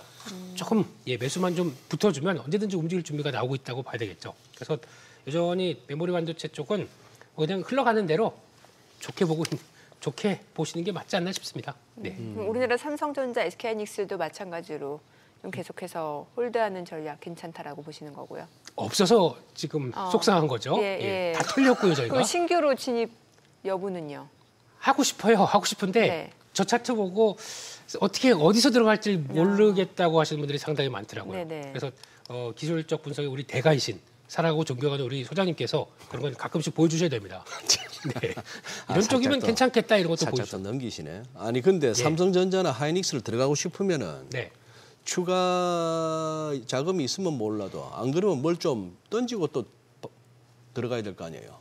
저희가 사겠다 그러면은 돈은 많습니다. 어디서든지 막 끌어오십니다. 어디서든 끌어올 수 있다. 언제 어떻게 사느냐가 중요한 것 같죠. 그렇기 때문에 아마 추세가 크게 흔들리지는 않을 것 같고 이렇게 되기 시작하게 되면 일단 지금 요즘에 또 코스닥이 조금 들썩들썩거리지 않습니까? 맞아요. 바이오 때문에 그러면은 이게 순환매로 코스닥 쪽이 움직인다라고 하게 되면 반도체 소부장도 움직일 때가 될 것 같기 때문에 소부장도 움직일 때 됐다. 그것도 한번 또 포인트로 보고 같이 보시게 되면 여기서 또 소부장에서 돈 좀 벌어서 다시 하이닉스로 매수한다, 삼성전자로 매수한다. 이것도 전략이 아닐까요? 지금 저 부분은 어떻게 보세요? 지금 자막 나오는 바이오주 중심으로 자금 유입 뚜렷하다. 동의하십니까? 또 완전 동의를 하고요. 한 우리 소장님하고도 타 코너에서 예. 이제 코스닥을 좀 준비해야 된다. 예, 그런 쪽으로 한두 주 전에 언급을 예. 좀 드렸었는데 왜 그러냐면 일단 첫 번째로는 이제 격차도 좀 커 있고 코스피가 달린 거에 비해서 못 왔죠. 그렇죠. 상대적으로. 네. 그리고 또 정책적인 의도. 예. 정책적으로. 네. 일단 대통령께서도 직접적으로 개인 투자자들을 좀 챙기기 시작하는 얘기가 나오기 시작하죠. 그러니까 이게 무슨 얘기냐면은 일단 장기 투자를 했었을 때 나올 수 있는 인센티브를 또 줘야 된다. 네. 쪽들. 근데 그러면 그게 이제 단순하게는 그렇구나 뭐 그럼 대형주를 바라보긴 하겠는데 예. 그게 깔린 의도가 이제 코스닥이나 아니면 중소형주에 대해서도 좀 약간 좀 푸시가 들어가는 내용으로 봐야 될 것 같고 게다가 저희가 이제 내년 가게 되면은 6월 달에 지방선거가 있습니다. 예. 네. 거기까지만 하겠습니다. 더 깊숙이 들어가게 되면 네. 그러다 보니까 약간 좀 챙기는 분위기가 거기까지도 나오게 되면 중소형주 쪽들은 조금 더 활발하게 움직일 수 있는 바탕이 마련되지 않나. 그렇고 뭐 그것도 거기다 지금이 시즌입니다. 저희가 항상 보면 늦가을까지 들어갔다가 내년 초 가게 되면 뭐 CES 2026 또 JP모건 헬스케어 이거 나오기 시작하게 되면은 그때 또 코스닥에 대한 붐이 또 나오기 때문에 그것까지 연결된다 그러면 지금은 매매 트레이딩은 이쪽에서 계속 할 수 있겠다라고 바라보고 있습니다. 네. 그러면 뭐 코스닥 바이오 중심으로 얘기한 중에 네. ABL 바이오가 일라이릴리에 뭘 어느 정도 그걸 했길래요. 성과를 냈길래요. 그것도 예. 파악되셨나요? 네. 예. 그냥 일단 아싸 이런 느낌으로. 아싸. 예. 뭐 하나 걸렸다 이런 느낌으로. 예. 그리고 뭐 솔직히 참 열심히 잘 하던 회사인데 네. 시장에서 좀 꾸준하게 상승보다 이제 출렁임이 좀 있었습니다. 그러다 그랬죠. 보니까 원래 이 회사가 하반기에 라이센싱 아웃 한 2건 정도는 할 것이다라고 얘기를 했는데 너무 늦어지다 보니까 지치다가 갖고 계신 분들의 이제 승리로 봐야 되긴 하겠는데 예. 중요한 거는 그렇게 보셔야 될 것 같습니다. 이게 ADC 쪽의 한 축이고요. 그러니까 항체 약물 전달 물질 네. 쪽에서 한 축이고 거기다가 그래피라고 하는 것은 BBB 셔틀의 한 종류입니다. 이 회사가 얘기하는 플랫폼입니다. BBB 셔틀이 뭐냐면 Blood Brain Barrier. 예. 와우. 예. 이거를 그러니까 뇌에다 얼만큼 약물을 효율적으로 전달하느냐 이게 중요한 건데 네.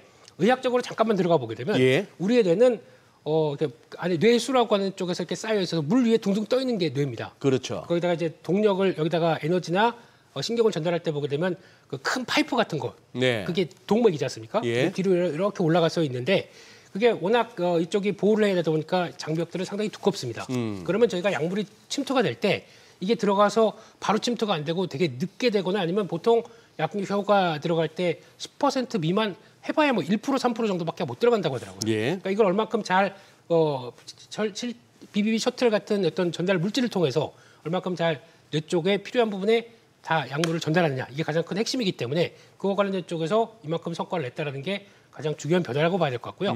게다가 또 중요한 거는 이걸 통해서 지금 회사가 얘기하는 거는 지금까지는 뭐 1111 총에서 비만 치료제 쪽과 관련된 쪽으로 들어간다고 하더라도 앞으로 들어갈 어떤 영역들이 상당히 많다. 이런 쪽들. 그래가지고 근육 관련된 쪽의 신경 쪽이라든가 아니면 또 추가적으로 이제 그 알츠하이머 같은 네. 경우도 뇌퇴행성 질환 같은 경우도 직접적으로 약물을 전달해서 성과를 내기 시작하게 되면 훨씬 더 앞으로 나아갈 길이 많다라고 하게 되면 빅파마들이 관심이 상당히 높다고 봐야 되겠죠. 예. 이게 끝이 아니라 추가로 또 더 연장이 될 수가 있겠죠. 그런 걸 봤을 때 이번에 나왔던 그 세 번째 기술 수출이고 3조 8천억 정도가 된다고 하게 되면 추가적으로 지금까지 한 8조 정도가 기술 수출이 됐다고 하더라고요. 네. 그런데 시총이 이제 7조라고요. 뭔가 이상한 거 아닙니까? 이러면 그러니까 저희가 너무 좀 과소평가했다고 볼 수도 있는 측면이기 때문에 시총은 최소 10조는 가야 되지 않을까라고 하는 제 소박한 꿈입니다. 네. 이 바이오 주식 투자는 저런 게 있구나. 한 방에. 그걸 노리면서 그러니까 바이오 투자하시는 분들이 네. 올해 같은 경우도 반도체가 막 가다 보니까 예. 와 우리 거 언제 가 그러면서 글쎄. 많이 괴로워하다가 그러니까 이런 한 방이 수익률을 많이 시킨다라고 하는 쪽에서 이렇게 나오는 결과라고 봐야 되겠죠. 또 이게 연말로 갈수록 사실 얼마 전에도 그 비만 학회도 있었고 관련 학회들이 또 굉장히 많고 네. 예전에도 보면은 조금 계절적으로 연말에 또 바이오주들이 좀 주목받는 경향도 있었는데 최근에는 그 비만 치료제 쪽으로 이제 관심이 더 쏠리는 게 그 메세라 그 화이자하고 그렇죠. 노보노디스크 인수전 가세하다가 이제 결국에 화이자 쪽으로 이제 가게 된 건데 그렇습니다. 이 비만 치료제 쪽은 결과적으로 앞으로 조금 더 성장할 수 있는 큰 시장이다라는 그런 인식이 많거든요. 그렇죠. 예. 그리고 이제 또 비만 치료제 시장도 미국에서 보게 되면 일라일리랑 예. 노보노디스크랑 주가가 완전히 반대로 가고 있습니다.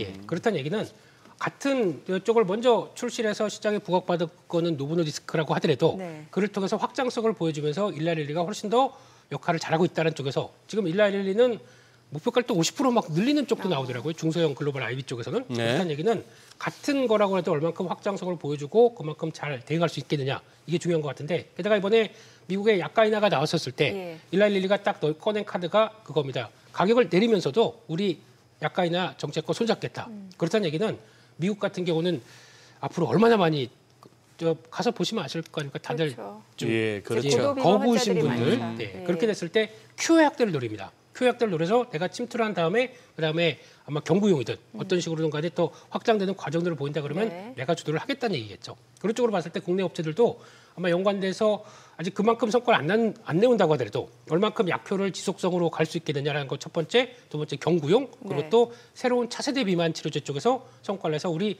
이렇게 기술 냈고 일라일리 사가라 라는 쪽으로 나올 수가 있기 때문에 그런 쪽들의 포인트를 맞추게 되면 비만 치료제 쪽도 보시는 게 맞다라고 생각하고 있습니다. 국내 기업 중에서 혹시 좀 관심 있게 보시는 쪽이 있으세요? 네, 한국과 미국에 수출하다 보니까 한미, 네, 네. 약품. 와우. 아주 단순하지만 이제 잘 아시네요. 그래서 한미약품 좋게 보고 있고요. 이 회사의 가장 큰 강점은 차세대 비만 치료제라고 그래서, 그러니까 이제 지금은 만약에 비만약을 먹게 되면 체중은 빠지는데 근손실까지 나옵니다. 아, 근육이 흐물흐물해지는 거죠. 예. 그거를 근손실을 방지하고 아니면 세 번째 갖고 있는 또 파이프라인 중에 하나가 근손실이 아니라 근을 더 늘립니다. 근육을 양을 증가시키면서 체중량이 빠지게 되면 이거는 뭐 슈퍼 휴먼이 되는 거 아닙니까? 네, 이런 쪽에서 나오기 시작해서 성과가 나올 때마다 가치는 더 올라갈 수가 있기 때문에 한미약품을 최선으로 보고 있습니다. 네. 저야 뭐 우리 김민수 대표를 워낙 오래 봐왔기 때문에 늘 그렇게 소개하잖아요. 주식에 대해서 모르는 게 없고 그렇다고 또 깊이 있게 아는 건 드문 우리 김민수 대표인데. 얇습니다. 네, 얇습니다. 한미 약품 하니까 또 궁금해지는 게 그럼 한미 반도체하고 한미 글로벌 같은 거는 어떻게 봐야 돼요? 모르는 게 없으시잖아. 이거는 거의 뭐 거의 혼돈한 카오스 세계에서 주식을 고르는 느낌이 나오긴 합니다. 예. 한미 글로벌이야 혹시나 저 회사가 무슨 시티? 무슨 뭐 사우디에 뭐 그거 할 때 한참 이제 다 까먹었습니다. 네옴시티 그때 빼고는 다 모르는데 근데 이 회사가 강점이 있는 게 원자력 쪽에 설계한 EPC 쪽에서도 약간 뭐 설계 감리 쪽에 발을 걸친 게 있다고 합니다. 그래서 그쪽에서 원자력 쪽에서 만약에 또 성과 막 나오게 되면 또 테마로 놓을 때 나중에 한 번씩 움직이는 종목이긴 합니다.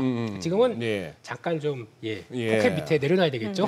아직 그쪽이 아니다 보니까 또 한미 반도체는 반도체 본딩 쪽에서 이제 또 열심히 하겠다라고 이제 여러 가지 보여주고 있는 상황이다 보니까 근데 그쪽에서 지금 이제 어제 보니까 SK하이닉스가 드디어 이제 MI5 쪽에서 청주 공장 쪽에서 이제 발주가 HBM4 관련된 쪽에서 발주가 들어가기 시작을 한다고 합니다.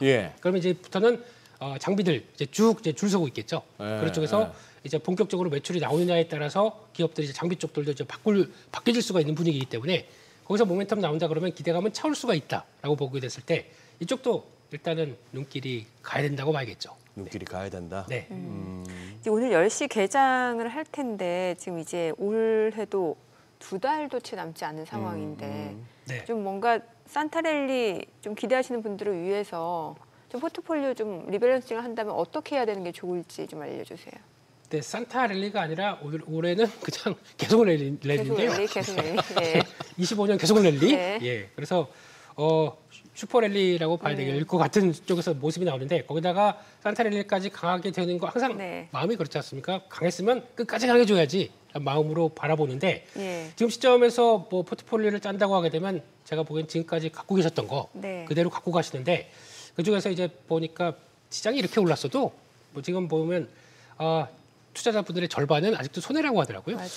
글쎄, 예. 그런 상황이다 보니까 그럼 여기서 이제 집중해서 뭘 봐야 되겠느냐라고 하게 되면 정부 정책과 관련된 쪽 보시는 게 좋을 것 같습니다. 정책과 관련한. 네, 그러면 지금 일단 또 3차 상법 개정과 함께 또 정기국회 이제 끝나는 시점까지는 그래도 12월 초까지는 이어지지 않습니까? 네. 그렇게 됐었을 때 나올 수 있는 얘기들 계속 강화된다라고 하게 되면 뭐 지주사라든가 증권주 이쪽들에 대해서는 그렇게 크게 떨어지지 않을 걸로 보고 있기 때문에 그쪽들도 일단 좀 챙겨보면서 시즈널적으로 보게 되면 네, 그쪽도 한번 챙겨가면서 대응하는 게 좋지 않나 그렇게 생각하고 있습니다.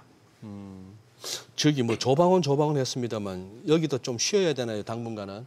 워낙 많이 갔고요. 워낙 많이 갔고. 네, 간 상황 쪽에서 일단 그 실적 발표하고 모멘텀 쭉 가다가 네. 약간 좀 주춤하는 단계인데 예. 그렇다고 해서 언제든지 기회 되면 달릴 준비를 하고 있는 상황들을 보니까 여기서는 섹터는 구분을 그냥 갖고 계시는데 수익이 이만큼 났다가 좀 줄어들었다라고 해서 네. 좀 속상하시긴 하시겠지만 예. 모멘텀이 꺾인 건 아닙니다. 그러면은 혹시나 여기서 그럼 요거 사볼까라고 하게 되면 좀 줄여서 가시는 건 괜찮을 것 같습니다. 조금 줄여서 가시는 건 괜찮은데 다 팔면은 또 훅 올라오게 되면 또 따라가야 되다 보니까 그래서 그거는 갖고 있는 거 그대로 갖고 계시는 게 좋을 것 같고 네. 근데 현금이 없다라고 하게 되면 줄여서 다른 거 뭐 새로운 거 해보겠다. 뭐 또 코스닥 쪽에 좀 막 들썩들썩거리게 되면 가만히 못 있지 않습니까? 저희는 같이 뭔가 붙어줘야 될 거 아닙니까? 예. 네, 그런 쪽에서 하겠다라고 하게 되면 뭐 수익 난 거 뭐 고점에서 못 판다고 하더라도 줄여서 대응할 수는 있다. 그렇게 보셔야 될 것 같습니다. 네, 네. 오늘 내용 잘 들었습니다. 고맙습니다. 그래, 고맙습니다.